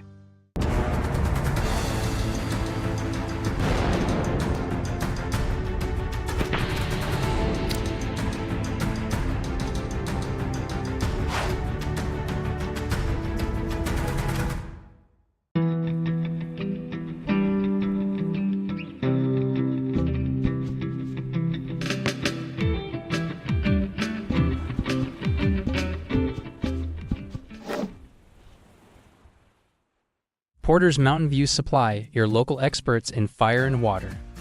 We've got everything you need for new installs to accessories, and don't forget our great selection of stoves, grills, and spas. We've been serving Wyoming for over 40 years, so you know you can trust us for quality products and expert service. Visit portersmbs.com or stop by our Riverton or Casper locations today. Porter's Mountain View Supply, located on 750 East Sunset Drive in Riverton. Myers Gambles is your one-stop shop for furniture, mattresses, and appliances in Lander, Wyoming. We have an unbeatable selection of furniture for your living room, bedroom, and dining room. Plus, we have the latest trends in home furnishings. Our mattresses are comfortable and affordable, and our appliances are built to last. Whether you're looking for a new TV, sofa, or refrigerator, we have the perfect finish, style, and function for your home. Visit us at 420 Main Street in Lander, or check out our website, landergambles.com.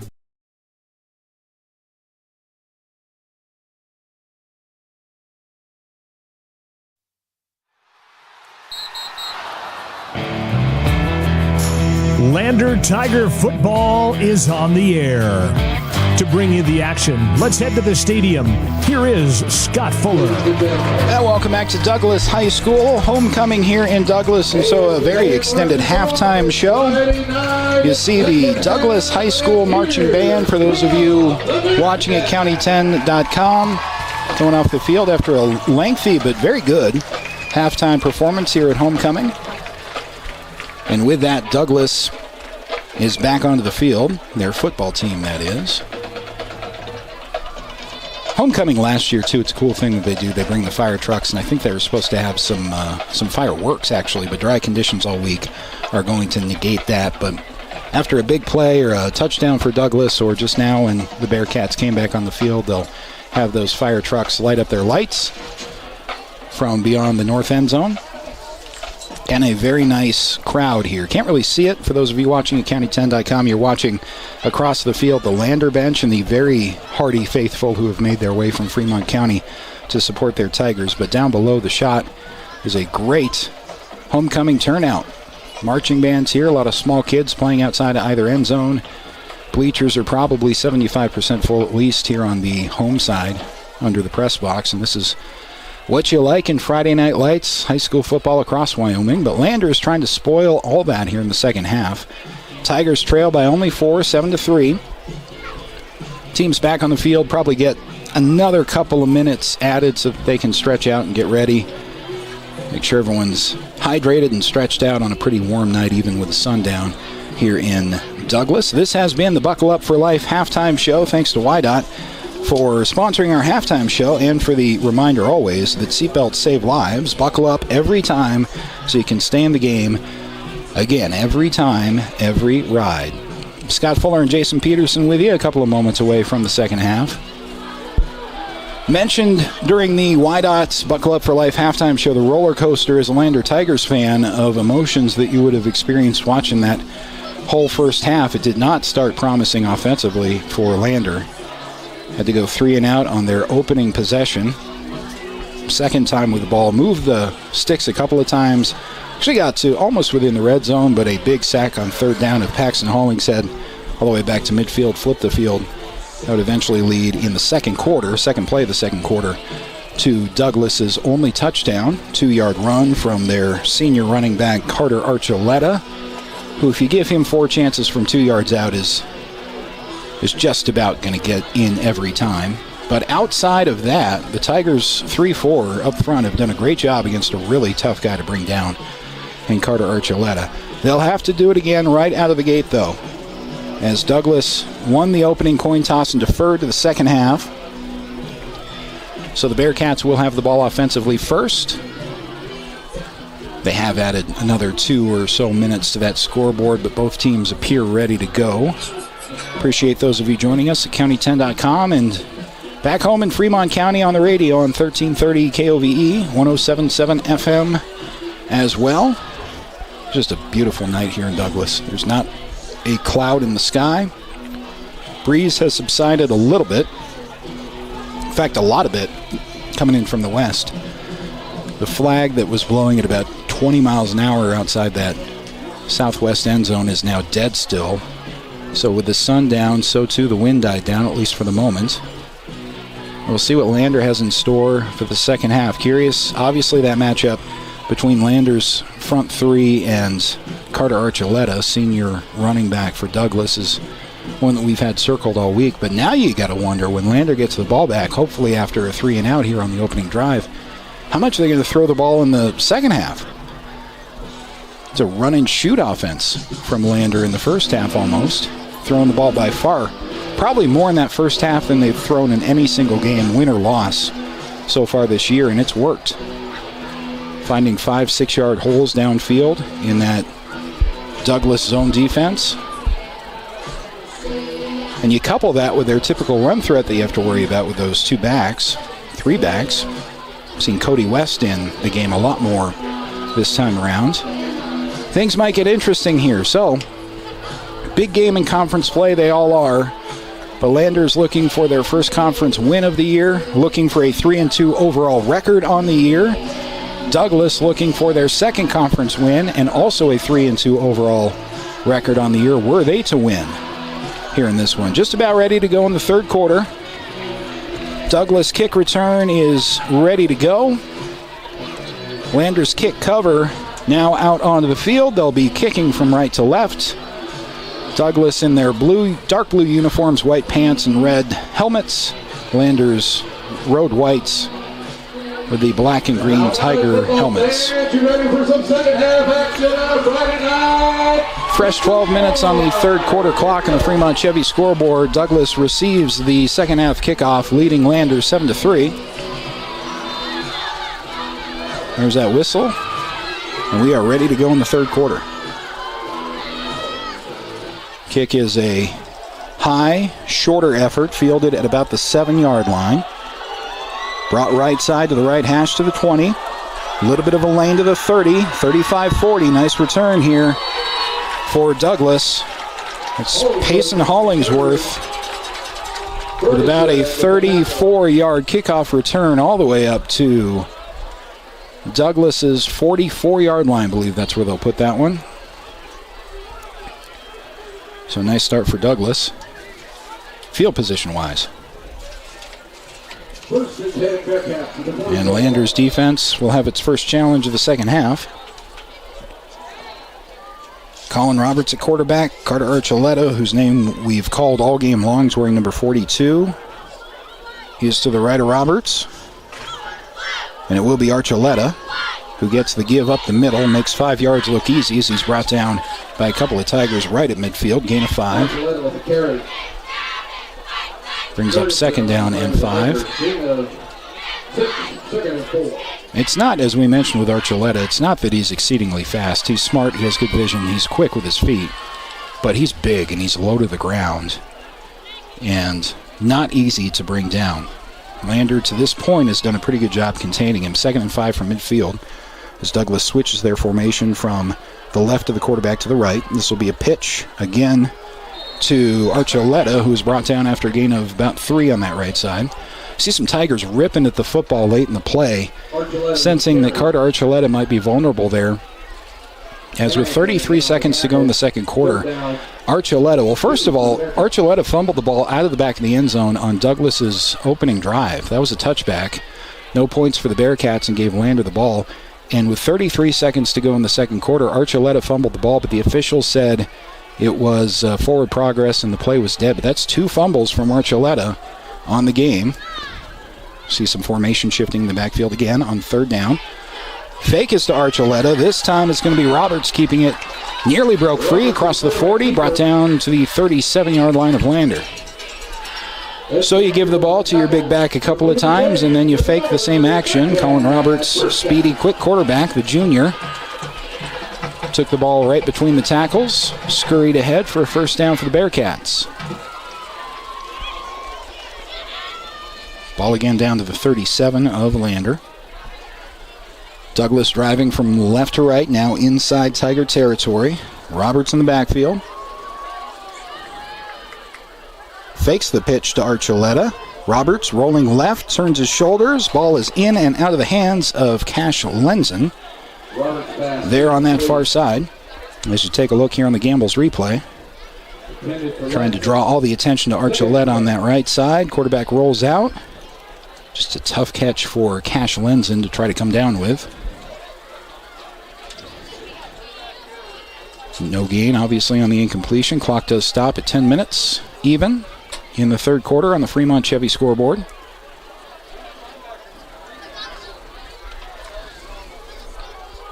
And a 2nd down and 10 coming up for Douglas from Landers 37. Roberts has Archuleta back there with him. Also 2 receivers, 1 slot receiver, 1 wide. To the wide side left, slot receiver comes in motion. Fake again to Archuleta. Roberts tries to carry it right side, and the Lander defense is having none of that. I think Roberts may have gotten back to the line of scrimmage, and that was about it. 3rd down and 10 coming up. Understand the fake to Archuleta after you gave him the ball twice, but that's 3 plays in a row now that they've faked to Archuleta. And at some point, defense catches on to that. 3rd down and 10 from Landers 37. Roberts has 2 receivers, wide side left, 1 short side right. Archuleta to Roberts left. You're going to want to swing this to Archuleta. Immediately hits and brought down. That was a beautifully diagnosed and beautifully executed tackle on the play by Cody West. Cody's playing the will linebacker. Also getting some carries on offense here in this game. And assuming Douglas does kick this ball on 4th and 10, Lander will have done exactly what they set out to do against Douglas's first offensive drive of the game. Douglas does kick the ball away. Finn McFadden's watching it, but steps away. Ball bounces at the 10. It is corralled there, so it'll be Lander's ball 1st and 10 from their own 10-yard line. But the win for Lander's defense, bend a little bit, gave up a 1st down, but got the ball back with 8:42 to go in the 3rd quarter. Very curious now to see what Lander does passing scheme-wise. In that 2nd quarter, they threw the ball a lot, especially for the Tigers. Ball's been moved back a yard to the 9, so 1st down and 10 from the 9 for Lander. Going right to left on your radio on 1330 KOVE. Hollingshead with a back to either side. This is a give to Caleb Larvey, I think. Yeah, Caleb was met and driven back. Forward progress may give him the line of scrimmage. Let's say he lost a yard. Ran immediately into a incoming Douglas linebacker. Nowhere for Caleb Larvey to go. 2nd and 11 from their own 8 now for the Tigers. You see what a difference that makes in this offensive scheme that Lander likes to run. The difference between 2nd and 11 and 2nd and 7 or 6 is huge for the way the Tigers like to call plays. 2nd and 11 for Lander. Back to either side of Hollingshead. 2 receivers wide side right. This will be a dive to Larvey, I think. Was Caleb Larvey, who broke the line of scrimmage and got a couple more, but that's about it. 3rd down and 8 coming up for the Tigers. Clock rolls at 7:45 to go in the 3rd quarter on the Fremont Chevy scoreboard.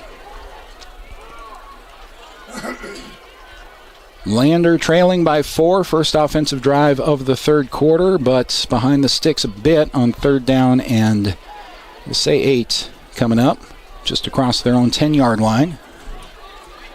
Ball's in the middle of the field, 2 receivers right for Hollingshead, 1 to his left. Back to either side from the shotgun. Hollingshead will try Larvey again, and just nothing doing for Caleb right up the gut. Lander's going to have to punt. That may have lost a couple of yards there. Maybe a loss of a yard. So 4th and 8 coming up. So 3 and out go the Lander Tigers. A lot of field in front of them. Didn't see any passing there. It's not easy to throw the ball from that deep in your own territory, especially after 1st downs and negative play, but it's just 3 gives to Larvey on that possession, basically. Should give Douglas some good field position. Baker standing at his own goal line to punt this one away. Relatively good effort considering, and it's fielded and muffed at midfield, picked up by Douglas to the 45, tackled at the 43-yard line of Lander. Douglas will indeed have good field position on their 2nd drive of the 3rd quarter. Clock is down to 6:32 on the Fremont Chevy scoreboard. Score is still Douglas 7, Lander 3. Lander's hanging in there.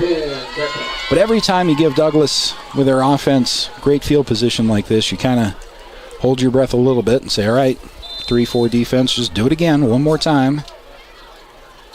Lander at some point will have to get that offense going, but it's the defense's job right now. Douglas starts this drive from Lander territory, 1st and 10 from the 43. Roberts sends a man in motion. Somehow he was able to get that ball to Owen Meyer. That was supposed to be a sweep across the play, and the snap was low. So it was Cody West diving in once he saw the kind of missed action in the backfield, and Douglas, frankly, on a loss of 4, is lucky that that mesh didn't result in a fumble, as Colin Roberts tried to execute the design play anyway, even though the timing was thrown off by the low snap. 2nd and 15 coming up now for Douglas. Ball closer to the 50 from Landers 47. Roberts from the shotgun. He's got Archuleta to his right. Archuleta swings out. Instead, the pass downfield is going to be collected by Jarrett Jones. Flag is on the field on the far side. All the action was to the right side, and that flag was thrown on the left side, the far side, the Lander side of the field. So we'll sort this out and see what that might be. Kind of a big call coming up here. Douglas got in trouble with 3 self-imposed penalties on a single drive in the second quarter. There's be an illegal formation against Douglas, and that will drive it back 5 from the previous line of scrimmage. Very reminiscent of that second quarter drive where Douglas had 3 penalties that eventually led to a 3rd and 27, and eventually Landers' possession of the ball after a punt. So now back across the 50. Douglas has still second down, but about 2nd and 20 from their own 48. Roberts with Archuleta to his left, drops back, takes a shotgun snap. This is a screen pass that is at the feet of the intended receiver in the backfield. That'll be 3rd and 20 coming up for Douglas. Nice job by the Lander defense on the second level there, reading that play, recognizing it as a screen. And Colin Roberts might have been wise just to throw that at the feet of his receiver. If he catches it, great, and if not, no harm done. But now a 3rd and 20 coming up. Big play for the Tiger defense with 5:33 to go in the third quarter. Roberts has 2 receivers bunched to the wide side right. Archuleta back to pass. Instead, Roberts looking deep down the right side into a couple of Tigers over everybody's head. Nice coverage down there by a couple of Tigers. Barrett Moffitt was one of them over the top, and Douglas is going to have to punt. They'll have a 4th and 20. A 3-and-out led to great field position for Douglas, but a couple of penalties and some nice Lander defense forced them back on the wrong side of the field for Douglas, and they're going to have to punt from their own. Punter will be at the 35. A couple of receivers for Lander, including McFadden, standing at their own 21. Kick is away. It's a high kick. Be careful with this one. Fair catch called for, and it was made. Sure hands by Parker Burton, I think, came down with that fair catch. Fair catch made by Parker Burton. So Landers' defense has done its job for the second time in the third quarter. Now Landers' offense has to get something going here. 7-3. Tigers trail Douglas on the road. 5.5 to go in the third quarter on the Fremont Chevy scoreboard. This time Lander will start from their own 25, and we'll see if getting out of the shadow of their own goalpost a bit opens up the playbook a little for Lander. Threw the ball a lot in the second quarter. Hollingshead with a back to either side. 2 receivers short side right, 1 to the left. Hollingshead is looking left. Ball appeared to slip a little bit. Ended up on Barrett Moffitt's jersey, though, but Barrett Moffitt couldn't come down with it. Dangerously tipped up in the air, but falls harmlessly incomplete. 2nd down coming up. That ball did not look good coming out of Hollingshead's hand, but it was accurate. It was right on Moffitt's jersey. And had he reached out to catch that with his hands, he might have come down with that. Let it bounce off his shoulder pads. 2nd down and 10 coming up. 5:16 to go in the third quarter. This time the 2 receivers for Lander will be wide side left, 1 to the short side right, back to either side of Hollingshead. Hollingshead gives this ball to Caleb Larvey, I think. Yep, that's Caleb, who runs over a Douglas Bearcat defender, has a first down to the 40, nearly the 40, 38-yard line, we'll say. Caleb Larvey getting the majority of carries here in the third quarter. Nothing doing on that first drive for Caleb, but that was a nice hole. Great job by the Lander offensive line to open that up. Might have been some counteraction there, and Caleb Larvey found the second level and a first down for the Tigers. Clock continues to roll. Under 5 to go in the third quarter on the Fremont Chevy scoreboard. Ball again at Lander's own 38, but with some breathing room now. Ball is well left hash. 2 receivers short side, left side. McFadden comes in motion now. He's wide side, right side across the formation. And the give after all that is right up the middle and stuffed immediately. Is that Baker? No, it was West. It was Cody West with a carry. Not sure any of the 3 backs could have made anything of that, though. A lot of blue in the backfield right away, and that's a loss of 1. Second down and 11 coming up. Keeps the clock rolling. 4:15 to go in the third quarter on the Fremont Chevy scoreboard. I've not seen, except for the incompletion to Moffitt, any throws in the third quarter from Lander. They threw the ball more than you've ever seen the Tigers throw the ball in recent years in that second quarter, and it was working for them. Trying to reestablish the run here on this drive. Second and 11 coming up from their own 36. Motion again across the formation is McFadden. Finn McFadden with the edge and a little bit of room. Cuts back across the 40. 45, diving ahead for the first down. Think he might be short. See where they spot it. It's going to be close, though. Yeah, they're going to put the ball on the 46, so it'll be third down and 1 coming up. Finn McFadden has as good a vision as a ball carrier as you'll see, and I think that's why he's so effective on punt returns for the Tigers. He's got speed. He's quick. He's not the fastest or the quickest, but he knows where to put his feet and what holes to find. Third down and 1 coming up for the Tigers. Tight T formation. Give is straight ahead to Caleb Larvey carrying the pile for a first down and then some. Caleb Larvey is still going down the field, all the way down to the 40-yard line.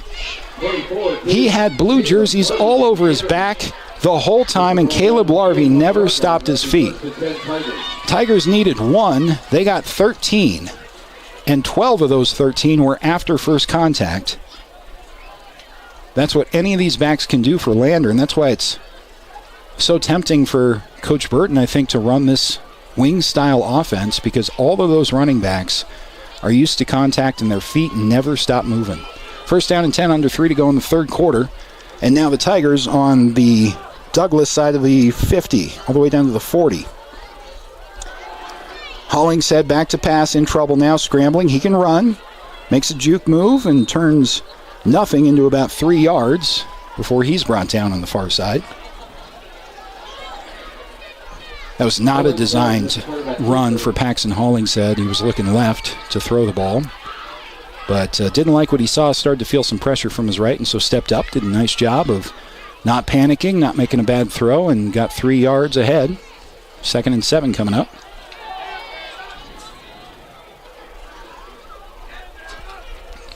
This is what Lander needs. Assuming this drive ends in points, this is exactly what the Tigers want. Milking a lot of clock, 2 minutes to go in the third quarter. Hollingshead on second and 7, motion coming across the formation. Now is 2 receivers to the wide side, left side. Baker is the ball carrier. Braden Baker for a gain of 1. Third down coming up. Third and a long 6 for Lander. Not in field goal range.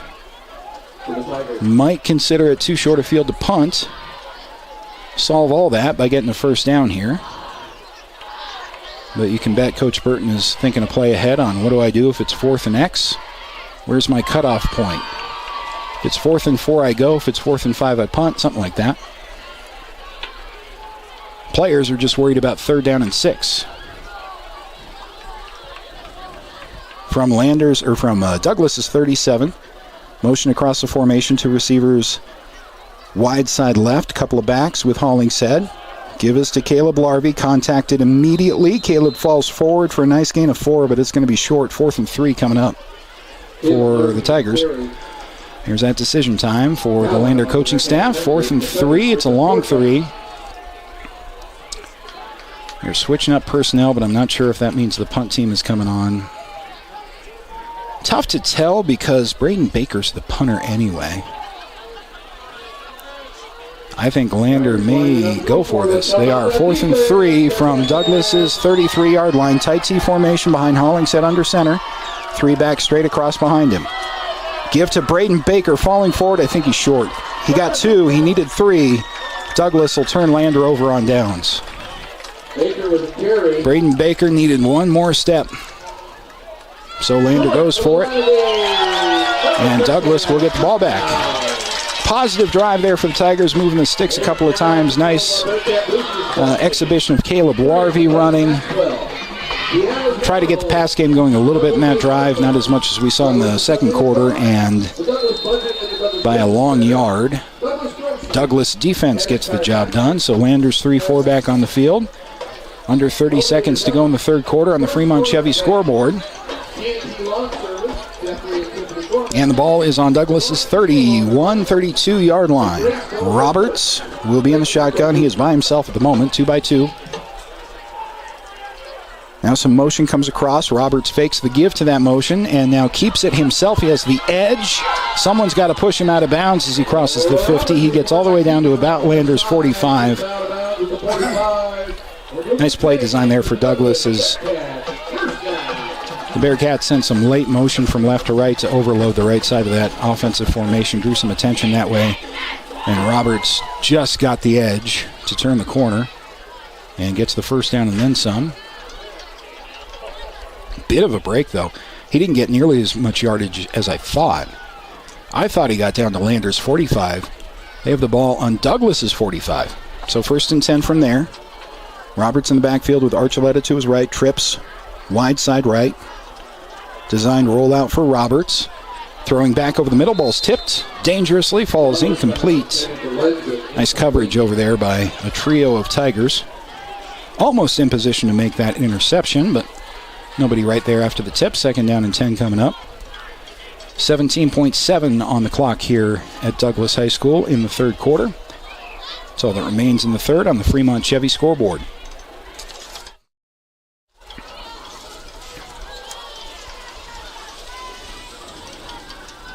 Ball still on Douglas's own 45-yard line. 2 receivers wide side right, 1 short side left for Roberts. Archuleta to his right. Roberts looking right, pressure from the left side, throws the ball away at the feet of the offensive line. It did not get back to the line of scrimmage, and I'm not sure if anybody was eligible back there either. But they're not going to call it. That was borderline, but I didn't think that got back to the line of scrimmage, and I'm not sure. You may have had Archuleta back there somewhere that could have been an intended receiver, so no intentional grounding. 3rd down and 10 coming up. Couple of incompletions in a row forced by Landers' defense. Nice pass pressure on that last play. And the Bearcats will try to cut into this again from their own 45. 3 receivers wide side right, 1 short side left. Archuleta is to Roberts' left. Shotgun in the backfield. Roberts back to pass, under pressure, throws right side, has a wide open receiver in Jarrett Jones, who found a hole in that zone with a first down for the Bearcats all the way down to the 39-yard line of the Lander Tigers. Nice pocket presence there by the junior quarterback for Douglas. Had a couple of white jerseys bearing down on him from either side, but stepped up, made a nice throw, and that will be the end of the third quarter. Landers defense still on the field when we start the fourth, coming up next on 1330 KOVE and streaming at county10.com. More of our Bearcat boosters include Jim and Jay Bolger.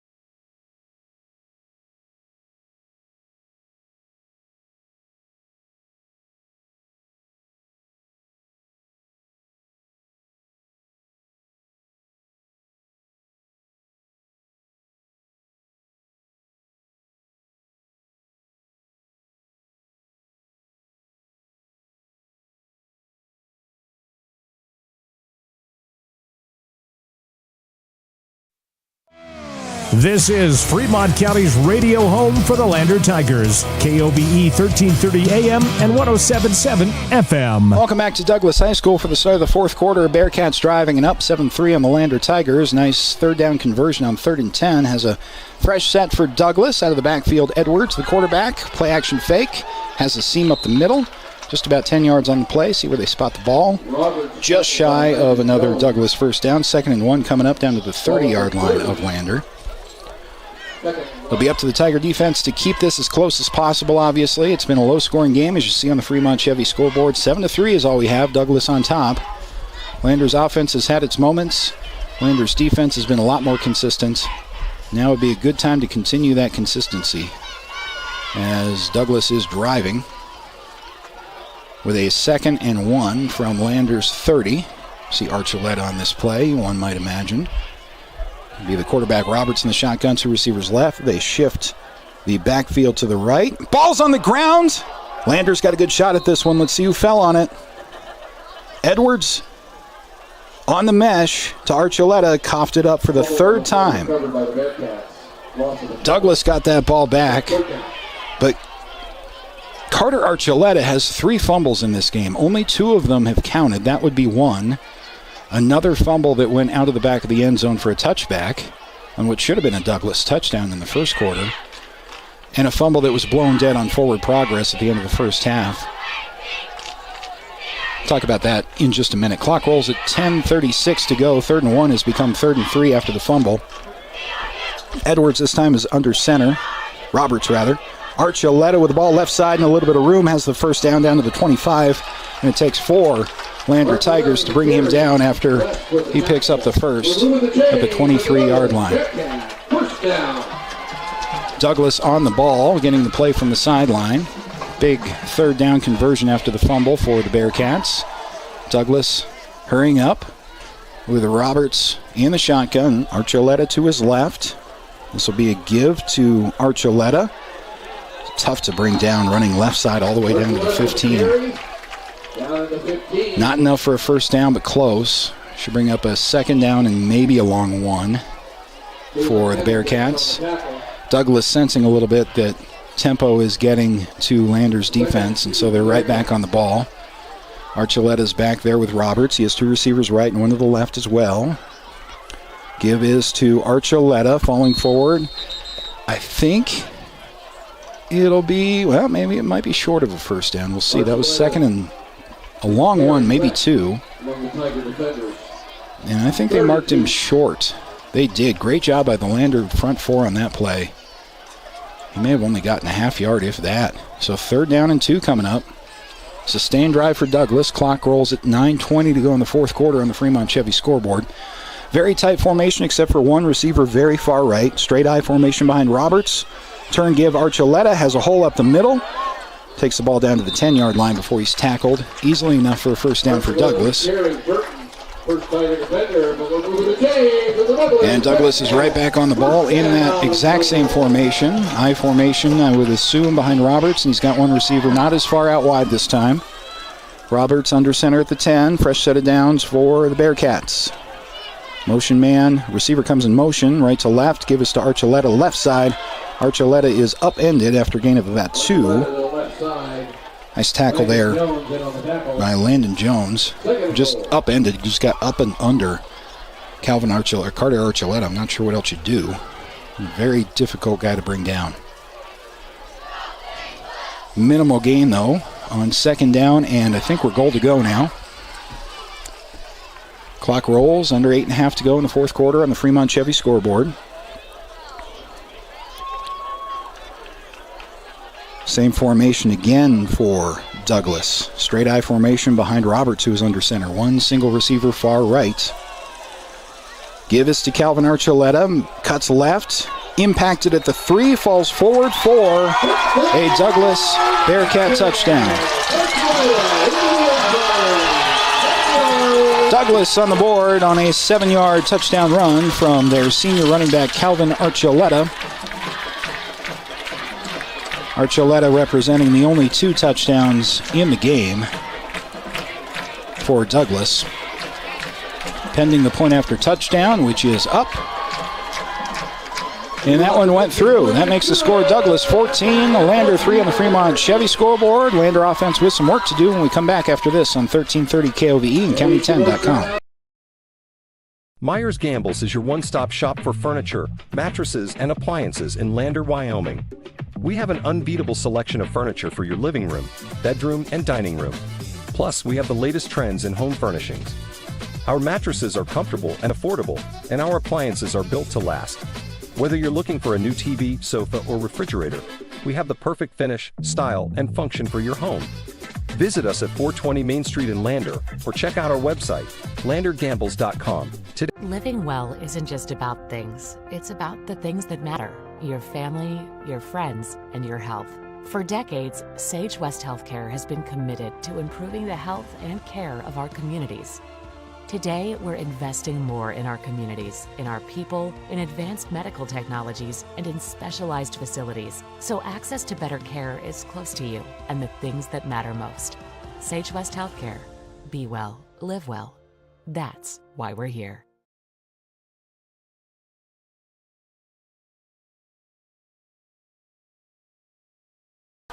Back here in Douglas, Scott Fuller and Jason Peterson bringing you tonight's Lander Tigers game in Douglas. Bearcats on top 14-3 after a touchdown run from senior running back Calvin Archuleta. Lander will get the ball back. Ball bounced once to Finn McFadden. He's able to corral it. Has a little bit of space. Finn McFadden, and watch out down the far sideline. 50, 45. Across the 40, eventually corralled at the 34-yard line. Finn McFadden had trouble on the handle as the ball bounced once in front of him, and that might have thrown off the kick cover lanes just enough for Finn McFadden to find some room. Exactly what the Lander Tigers needed. Some good field position, down a couple of scores with 7:55 to go in the third quarter. One lone player there for Douglas who was able to get the angle on Finn McFadden. He will get that kickoff return for a touchdown this year. Had a 74-yard touchdown called back in the game in Powell. So Lander operating from Douglas territory. They're at the 45-yard line. Hollingshead sends a man in motion. Back to either side. Hollingshead's looking to throw. Steps up. Now wants to tuck and run.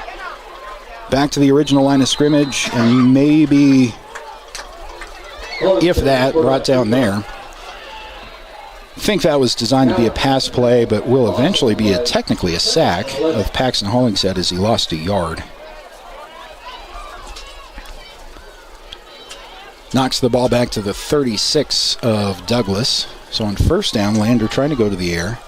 Haven't been able to do that in the second half. Lander was very effective throwing the ball in the second quarter. Brings up a second down and 11. Hollingshead with a back to either side. And now sends a man left slot to right slot in motion. This is a give to Caleb Larby, left side. Caleb Larby with some room. Caleb down to the 10-yard line on a speedy run. Caleb Larby hitting the hole. As you see on the Gambles replay, the very end of that Caleb Larby scamper. Flag on the play. I think I showed you the wrong replay there. There's also a flag down at the very end of that play. So we'll get you the correct replay. Officials are huddled up on the far sideline. I'm not sure why that replay isn't playing for you, but what you're seeing is a live picture. And the officials are taking all kinds of time talking about this on the far side. Offense and defense are all the way down to the 10-yard line, which was where the play ended. Lander needs a quick touchdown here and doesn't need any obstacles in their way in the form of a penalty. I suspect it's after the play, whatever it is. And they're consulting Lander's bench, which is a good sign for the Tigers.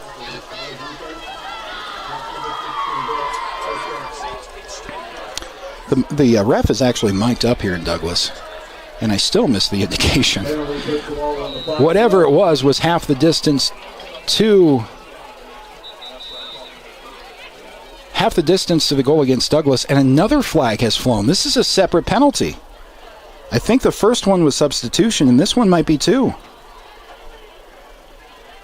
Bearcats are just shooting themselves in the foot as an unsportsmanlike was thrown by the back judge against the Bearcats. Now, in reality, it's going to be a 1.5, well, it might be a 2.5 yard penalty.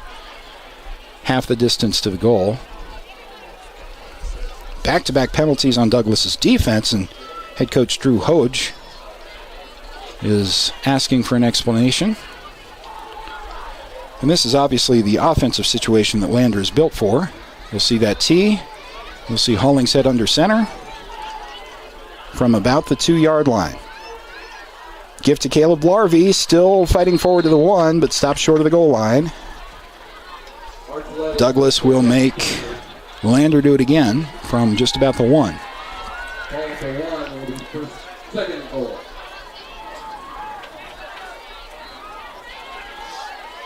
Clock is rolling, just over 6.5 to go in the fourth quarter on the Fremont Chevy scoreboard. Lander lined up for a second and goal. Want a good quarterback center exchange to Hollingshead here. He's under center with the T formation behind him. Larvey reaches the ball over the end zone. No indication yet. That's a Lander Tiger touchdown. Caleb Larvey fighting second, third effort, reaching the ball over the goal line for 6 points for the Tigers. Now I would assume Lander will go for 2. Down 14-9. But you know what they say about assumptions. Well, Lander is huddling up here. Douglas expecting the same thing we were. This successful conversion would bring it to within 3. Straight T formation on the 2-point try. Hollingshead is under center. The play action fake. Hollingshead rolling left. That's a throw into the end zone. Successful 2-point conversion to Caleb Larvey and the Lander Tigers.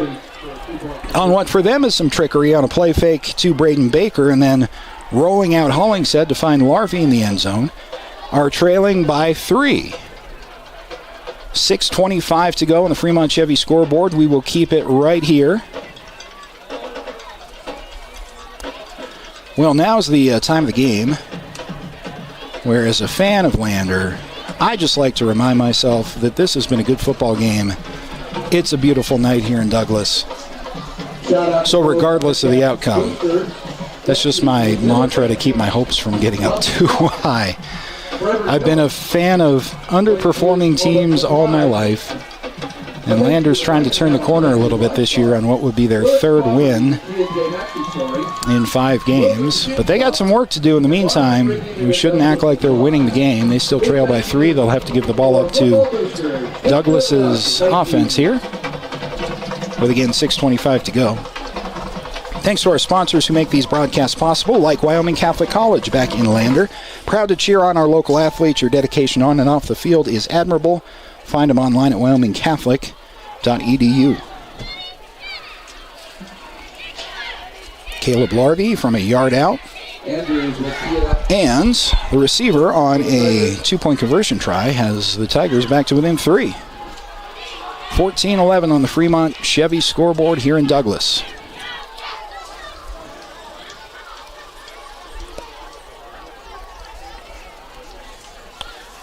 Douglas has 10 guys within 10 yards of where they can be at the line of scrimmage, expecting maybe a squib or an onside here. It is a ground ball that's fallen on. Not sure that was a straight onside attempt by Lander. I think you just kick that at somebody and hope it bounces off of them, but that decision will give Douglas pretty good field position from their own 41-yard line. Fallen on by one of the upmen. They only had one guy back.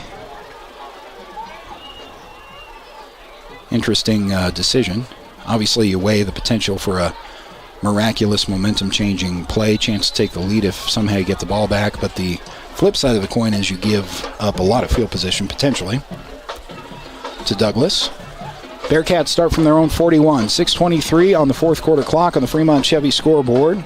Colin Roberts at quarterback in the shotgun. Has Archuleta behind him. Nice penetration in the backfield. The ball's on the ground again. This time Lander thinks they have it. Fumble number 4 from Calvin Archuleta. Lander's got the football. Let's see who fell on that. And we'll give a shout out to one of the big offensive linemen who fell on that ball. I have Gavin Romer falling on that. Gavin's one of those players on the line that plays both ways. He'll play left end on defense, and Gavin Romer in there at right tackle on the offensive line fell on that ball. Carter Archuleta, only 3 of them have counted, but he's fumbled 4 times. That's number 4, and it came at a critical time for the Tiger offense. Ball's on the Douglas 41 after the Lander Tiger turnover. Hollingshead with a pitch forward to McFadden. Finn McFadden looking left edge.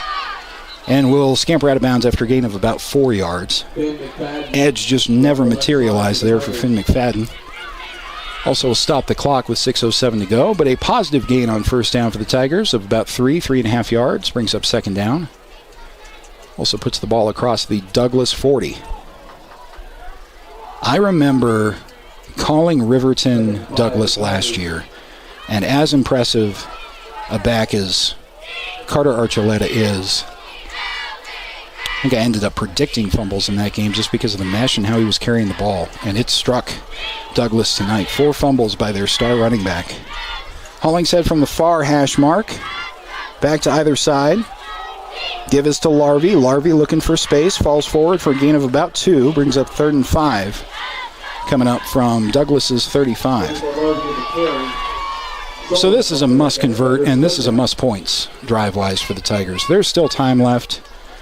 But when your defense gives you 3 turnovers in the game out of 4 fumbles, and when your defense gives you a turnover at this point in the fourth quarter in a game that you're not supposed to win on the road, you put the ball in the end zone. That's what complete football team play is about. 3rd and 5, short 5 from Douglas's 35-yard line. Paxton Hollingshead in the gun. Both backs now go, well, now one back will go right slot. One resets off right tackle. Hollingshead designed rollout. Whips it across. Tough catch. Falls incomplete. That was Finn McFadden, and Hollingshead fired that in there just a little bit too high. McFadden had 2 hands on it, but that was going to be tough to bring down. 4th down coming up. As a play caller, when I coached in these situations, my general rule of thumb was, if you're not supposed to be there, roll the dice. And in this case, Lander has the ball right now in the position that they do right now because of a fumble, so you roll the dice. And that's what Coach Burton's electing to do with Paxton Hollingshead in the shotgun. 2 receivers wide side right, 2 receivers short side left. Paxton throws off the fingertips and incomplete of his intended receiver, Finn McFadden. That ball was put behind Finn McFadden. It was still catchable. It was going to be a tough catch, but Finn had already started his slide to try to get in position to catch that ball, and his slide was taking him away from the ball, and so it went off his fingertips. Missed opportunity for the Lander Tigers after their defense gives them a turnover. Lander's unable to move the sticks. It will serve as kind of a net plus yardage-wise for Lander and some time off the clock, but that's about it. Douglas with the ball back on their own 35. So Roberts from the shotgun for the Bearcats. Has a man in motion. Fake the sweep to the motion man. Roberts keeps it himself. Spun forward by a Tiger tackler for a gain of about 3. 2nd and 7 coming up. There is a white jersey still down. It's Caleb Larvey, who is needing some extra attention. Now rolling over on his back. Step aside while they evaluate Caleb Larvey and be right back after this on 1330 KOVE and county10.com.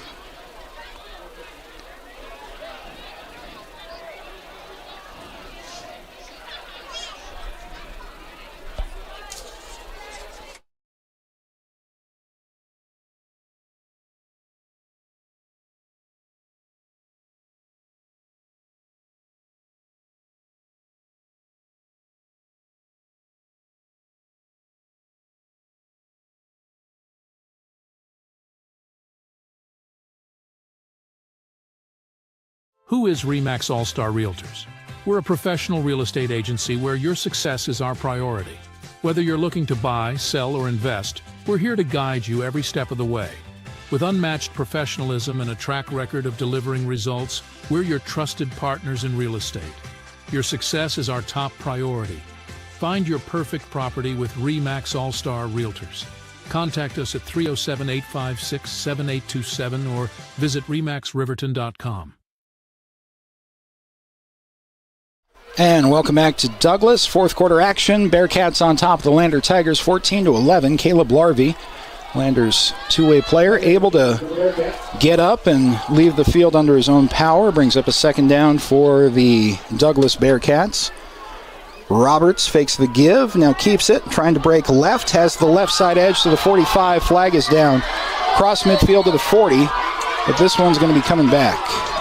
Roberts with the carry, flag on the play. All but certainly an offensive holding call as Colin Roberts tried to find the left edge. Flag is on the 40. And so they'll march it 10 yards back from there, which will turn things into about a 2nd and 15. See where they end up putting the ball.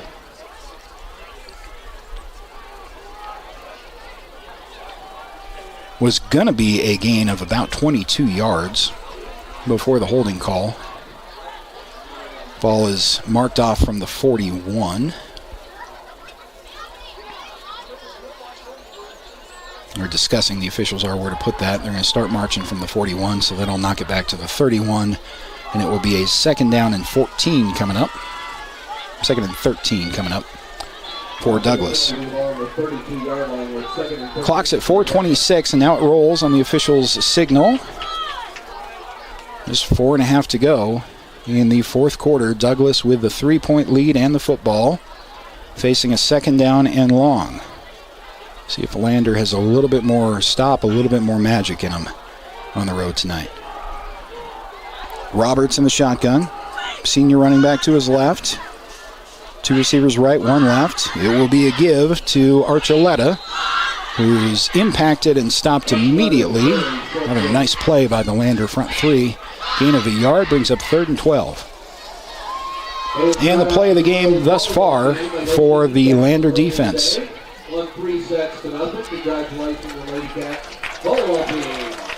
Lander able to successfully convert a 2-point conversion. Caleb Larvey just left the field due to injury, but he had the 1-yard touchdown run and the 2-yard touchdown catch on the 2-point conversion. It makes it a 3-point lead for Douglas. Lander able to get the football back on the 4th fumble of the evening, the 3rd that would have counted on the stat sheet for Carter Archuleta. Unable to get points, and now Douglas will have another shot from 3rd and 12. 3 receivers wide side left. Archuleta to Roberts' left. He'll block for him as Roberts throws over the middle. A very nice throw, moving to his left and completed to Denton Brown, I believe, over the middle. Enough for the first down by about 3 yards, and Douglas moves the chains and keeps the clock rolling. It'll be 3:04 and counting when the officials wind the clock, so now we are at the 3-minute mark of the fourth quarter, and Douglas content to take as much time off the clock as they can. Would imagine, under normal circumstances, this is where you give it to your bell cow and Carter Archuleta, but I would be concerned about him putting the ball on the floor 4 times in this game. So we'll see how Douglas wants to try to chew some clock. On 1st and 10, still on their own side of the 50 from their own 47. Archuleta is deep in the offset eye. It's Roberts taking all the time he can. Lander has all 3 timeouts remaining. Roberts under center. Give us to Archuleta straight up the middle. Lander clawing that ball as Archuleta crosses the 50, and Lander will take the first of its 3 timeouts for clock management purposes. As they do this, we will keep it right here. Appreciate you joining us on 1330 KOVE, on the radio back in Fremont County, and streaming video at county10.com. I want to thank Perfect Power Electric in Lander for powering our stream at county10.com. Perfect Power, supporting our athletes on and off the field. Give them a call for all your electric needs, 332-7184. Also, thanks to Porter's Mountain View Supply in Riverton. One-stop shop for grills, spas, stoves, pellets, and more. Porter's, a proud supporter of Fremont County Athletics. Trying to read the ad copy for our fine sponsors and overhear the 3A scoreboard being given by the PA announcer as well. Didn't catch the score, but Buffalo is still up on Riverton in Buffalo in the fourth quarter. Those two teams, Lander and Riverton, will meet next Friday in Riverton for the keeper of the goal game. Here, Lander trails by only 3 points, but they got to get the ball back. 2:22 to go. Lander has just taken the first of their 3 timeouts to stop the clock. Douglas, across the 50, has second down and 8 coming up. Roberts in the shotgun for Douglas. Couple of receivers right. One now comes in motion. It'll be Roberts keeping it this time. Tries to find the right edge across the 50. Nice pursuit by the Lander defense, but a better cutback by the junior quarterback. That might be enough for a first down. It's going to be real close, down to the 42 there. Timeout taken by either Lander took their second, or they're stopping to measure. Oh, it's not as close as I thought. So this is Lander's second timeout. And the ball is actually going to be placed a good 3 yards shy of the line of game. Third down is going to be coming up from Lander's 45. Also, thanks to Myers Gambles on Main Street in Lander. They are excited to cheer on our student athletes. Gambles has winning deals. Remember, delivery is free 30 miles from the store. That includes Riverton, so turn around and shop in town.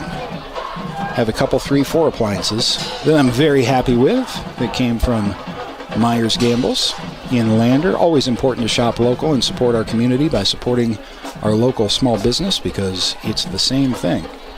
Out of the timeout, Lander's down to 1 now. This becomes the play of the game for Lander's defense. You stop them, especially on a negative play somehow, but if you stop them, you're able to stop the clock one more time, and you'll have at least some time, pending a fourth down try, to get the ball back. A first down here for Douglas essentially ends the football game. 3rd down and 4 coming up. This is a tight formation from the Bearcats with Archuleta, the deep back, in the eye. Roberts with a snap. It is Archuleta. Archuleta diving forward has the first down. That's a first down for the Douglas Bearcats. Needed 3, got 4. And the Lander, I believe, no, they're going to let it roll. Lander still has a timeout in their pocket. Douglas with all 3. The clock's rolling now, under 2 minutes to go. Douglas will be able to take this down to about a minute and a half, minute 25, before they have to snap or call a timeout themselves. They, again, have all 3. And Lander will be able to stop the clock one more time. 1st and 10 from the Lander 40 now. Roberts in the shotgun, interesting, with Archuleta to his left. Snap almost got away from Roberts. He is scrambling to his left side. Across the 40, impacted, tackled, inbounds. Clock's going to roll. And that's only going to be a gain of 1, if any, but there are flags down on the play. Probably in the area of offensive holding again against Douglas. And the clock sits at 1:22 on the Fremont Chevy scoreboard. A shotgun, I know they're a shotgun team. I know they run that all day, every day. But a shotgun in this situation for Douglas is just begging for one more thing that can go wrong. It nearly did. Roberts did a nice job of one-handing that snap with his right hand. You can lose a game on a formation call like that. Head coach Jim Burton having to do the math as relates to the clock in his head now. And the officials are still talking this over. Clock is stopped, obviously, with the penalty at 1:22 to go in the game. Douglas up by 3. Lander somehow needs to get the ball back for any chance. They're down to 1 timeout remaining. Officials are still figuring out where to put the football after the penalty. Meanwhile, Douglas is doing the math on how much time they can run out before they have to snap. 3rd down coming up. Head coach Burton is getting the explanation from 3 officials as to what his options are. Talking it over with a couple of coaches behind him now.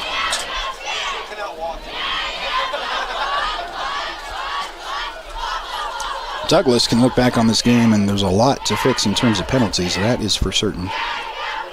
Lander has been unable to capitalize generally. One of the officials' hat is off, which could be a coincidence, but it also could be a man downfield call or a second flag. So what will happen on the holding call is Lander will decline it in order to advance the down.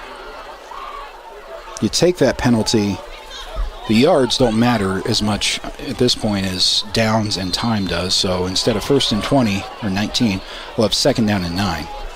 And the clock will start on the snap with 1:22 to go. There's a pitch to Archuleta on the right side, crosses the 40, looking for the right edge. A couple of Tigers there after a gain of about 5, and we'll get a timeout from the Lander bench as the Tigers use their final timeout. 1:15 on the fourth quarter clock. Thanks to Fremont Chevy GMC in Riverton for supporting our local athletes. They do a great job of that year-round. Your hard work and dedication doesn't go unnoticed, and Fremont Chevy GMC here every step of the way. They're at 1401 North Federal in Riverton. Lander is out of timeouts. Clock is at 1:15. Douglas with the ball and up by 3 points, 14-11. Douglas over Lander on the Fremont Chevy scoreboard. Lander is just trying to find a way to get the ball back.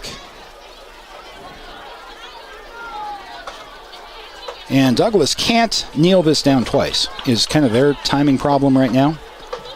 Because a couple of kneel downs would do it, but you can't do that on 4th down. Because that will immediately stop the clock and give Lander back the ball. So Douglas is trying to figure out a way to run as much time off this 3rd down play that's upcoming on 3rd and 5. And then, assuming they're short the line to gain, they're going to have to figure out how do we give this back to Lander with as little time remaining as possible. None of which matters if Douglas picks up a 1st down here. Minute 15 on the fourth quarter clock on the Fremont Chevy scoreboard. And here's the snap of the game on 3rd and 5 from the right hash. Roberts has Archuleta behind him again with a shotgun here. That's again an off snap, but it's corralled by Roberts. Gives it to Archuleta on the delay, and Calvin Archuleta is just a yard short. So hang on. I think he's a yard short. He is. 4th and 1. Minute and counting on the fourth quarter clock. We'll see how Douglas wants to handle this. They'll first try to draw Lander off sides, one would think. And then you might see them run around in the backfield knowing they'll turn the ball over, but just to waste some time. Roberts under center, trying again to get the Tigers to jump off. That would end the game. Clock's at 40 seconds and rolling. They're going to have to snap this with about 22 seconds left. Roberts again under center. 30 seconds left. Lander can do nothing to stop the clock. 22-second mark, and they're going to take a timeout. At the last possible second is Douglas. 22 seconds even remaining on the fourth quarter clock, and one more timeout at least. This is going to be Douglas's first timeout. YDOT, the sponsor of our halftime show, reminding you that seatbelts save lives. Buckle up so you can stay in the game every time, every ride. And thanks to the folks at Perfect Power Electric in Lander for powering our stream at county10.com. They support our athletes on and off the field. Give Perfect Power a call today for all your electric needs at 332-7184. Well, no matter what happens in the final 22 seconds on this 4th down and 1 snap, Lander has a lot to take home to Fremont County and get ready for their rival Riverton next week to be happy about. Offensively, not as consistent as they would have liked because Douglas turned the ball over enough and committed enough penalties where Lander could have won this game if their offense was a little bit more efficient. I think Lander's 3-4 did as well as you can do against Douglas tonight. Defense did a great job. Let's see what kind of fun we have in store for us on this snap. So it's 22 seconds left. We have a junior quarterback in there for Douglas. And we'll see what he's being instructed to do right now. Probably an under center snap and just run around within 5 yards of the line of scrimmage in the backfield as long as you can. Don't fumble. That's what I would tell him. So far, Roberts is under center on 4th and 1. 22 seconds will start on the snap. Roberts, play action fake. He is going to run around, but he is immediately contacted. Well, now he's free. This will take a lot of time off the clock, and he'll have a first down. That's the end of the football game. This is actually going to be a Douglas touchdown. Nope, just shy. Down to the 2-yard line with 7.5 to go. And I don't think that was Roberts. Was that Colin Roberts? I think it was, who took the snap. He was immediately contacted in the backfield, and had that tackle been completed, Lander wouldn't have had a lot of time, but they would have had about 18 seconds left to try something crazy. But somehow, Colin Roberts was able to get away from that first contact, and that play worked out just as well as it possibly could have for Douglas. 7.5 on the clock. Douglas can now take a knee. And pending a successful snap, the Bearcats will win their second conference game of the year.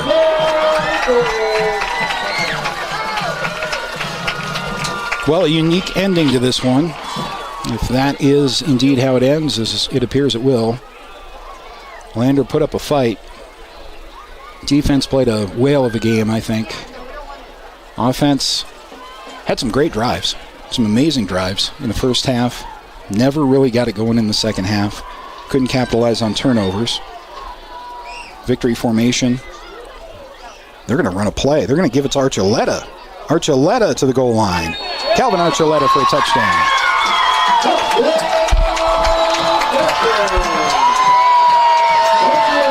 So that'll be a 5-yard touchdown run, I believe, for Calvin Archuleta to add on to the scoring.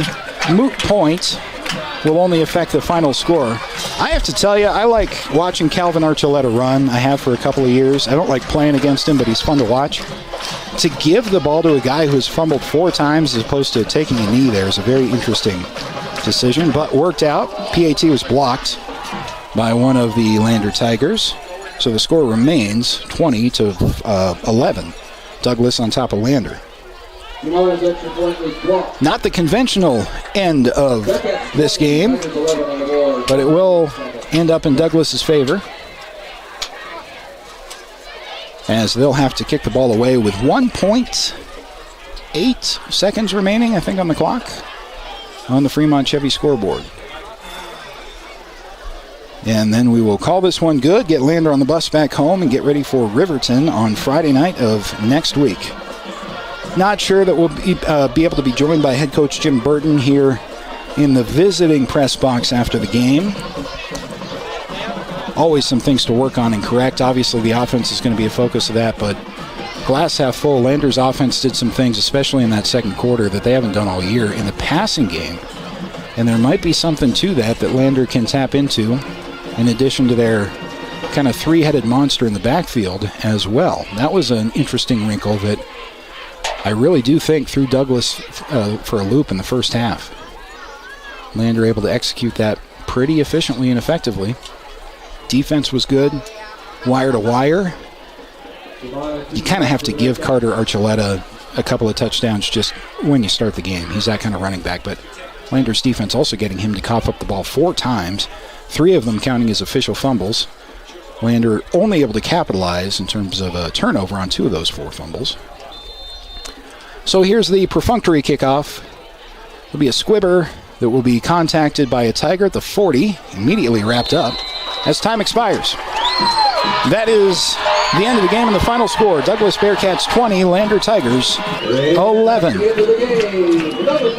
We'll come back and recap what scoring we did have in this game and look down the road to next Friday for Lander Riverton, coming up right after this on 1330 KOVE and County 10 postgame show.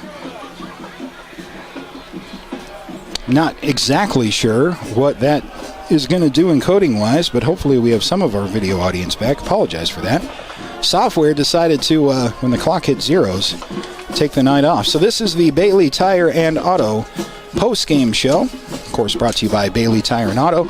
Proud to support our local athletes. Our full-service tire shops in Lander is at 1305 West Main and 755 South Federal in Riverton. Apologize for that crash, but hopefully we have some of our video audience back as we can recap a 20-11 loss. Douglas getting on the scoreboard first with a 2-yard touchdown run from Calvin Archuleta. 7-0 Douglas in the first quarter at that point. Lander answering with a 27-yard field goal. 7-3 is where the score stood for quite some time. Douglas able to answer with a 7-yard touchdown run again from Calvin Archuleta. Caleb Larvey, I hope, is all right. He left the game at the end of the fourth quarter, later in the fourth quarter. He had Lander's sole touchdown in the second half, a 1-yard touchdown run. He was also the receiving back on the 2-point conversion for the Lander Tigers.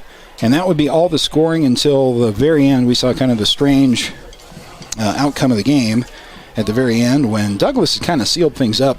Interesting, they chose to run a play and give the ball to Calvin Archuleta to pad his stat totals and get him another touchdown. Otherwise, it would have been a 14-11 final score, but they got the extra 6 points on there, and that's how we arrived at 20-11. Douglas on top of Lander. So the Tigers will return home to Fremont County. Obviously, next week in Riverton is a road game for the Tigers, but only a half hour down the road. And we will have that broadcast for you right here on 1330 KOVE. Also have that broadcast on 105.1 FM and 107.7 FM as we kind of take over the Fremont County airwaves. For the big keeper of the goal game, already looking forward to that one. And don't have a final score. Get one from our colleague Jared Anderson up there in Buffalo.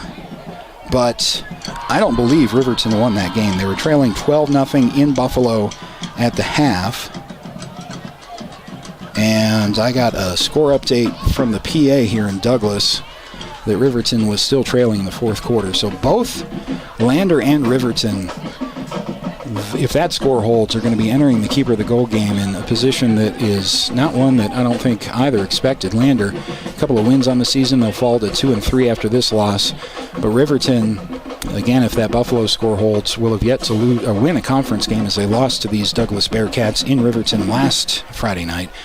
And they'll also potentially have lost to Buffalo in Buffalo tonight. So we'll see what the final score of that is. Take one more break and come back and wrap up the Bailey Tire and Auto postgame show. Head coach Jim Burton probably eager to get on the bus and back home to Fremont County. So we'll see if we have a chance to visit with Coach Burton or not. And wrap things up right after this on 1330 KOVE and County10.com.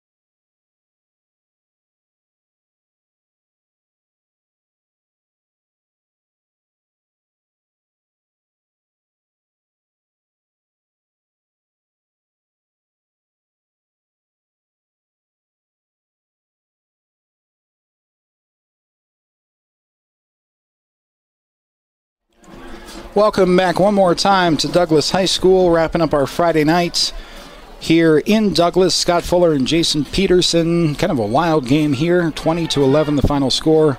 More representative final score would have been 14-11. Douglas added one on in extra time, so to speak, after they had essentially won the game. So it was a one-score game throughout until the very end of the game, and Lander able to hang in there. Defense played great, I thought. Offense, again, a little bit inconsistent from drive to drive, but they had some of their best drives of the season to the Tigers' offense here in Douglas. Just didn't get it done against a big senior running back in Carter Archuleta, and their junior quarterback, Colin Roberts, also instrumental in Douglas's win. So the Bearcats survive homecoming against the Tigers, and Lander will return to Fremont County, but again be on the road next Friday against the Riverton Wolverines. By the way, in a wild finish up in Buffalo, Riverton pulled that one out. Riverton won 16-15 in Buffalo. Hunter Saltzgaver had a 30-yard field goal with a second remaining to win the game for the Riverton Wolverines. So Riverton now 1-1 in conference play, having just eked by Buffalo. That's a big win for the Wolverines on the road.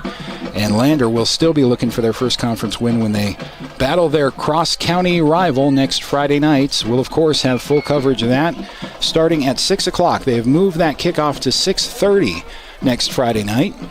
Riverton, I believe, I would assume, sorting out some officiating scheduling there. So a later start for next Friday's game. Pre-game slated to begin at 6 o'clock, and we'll have the kickoff at 6:30 next Friday night in Riverton. And with that, we will wrap things up here. Exciting road loss for the Lander Tigers. Moments where I thought we might pull that one out, but we'll have another chance to do that on the road against a bigger opponent, you might say, in the big rival, the Riverton Wolverines, on Friday night of next week. For Jason Peterson, appreciate him trekking across the state to bring you the picture at county10.com.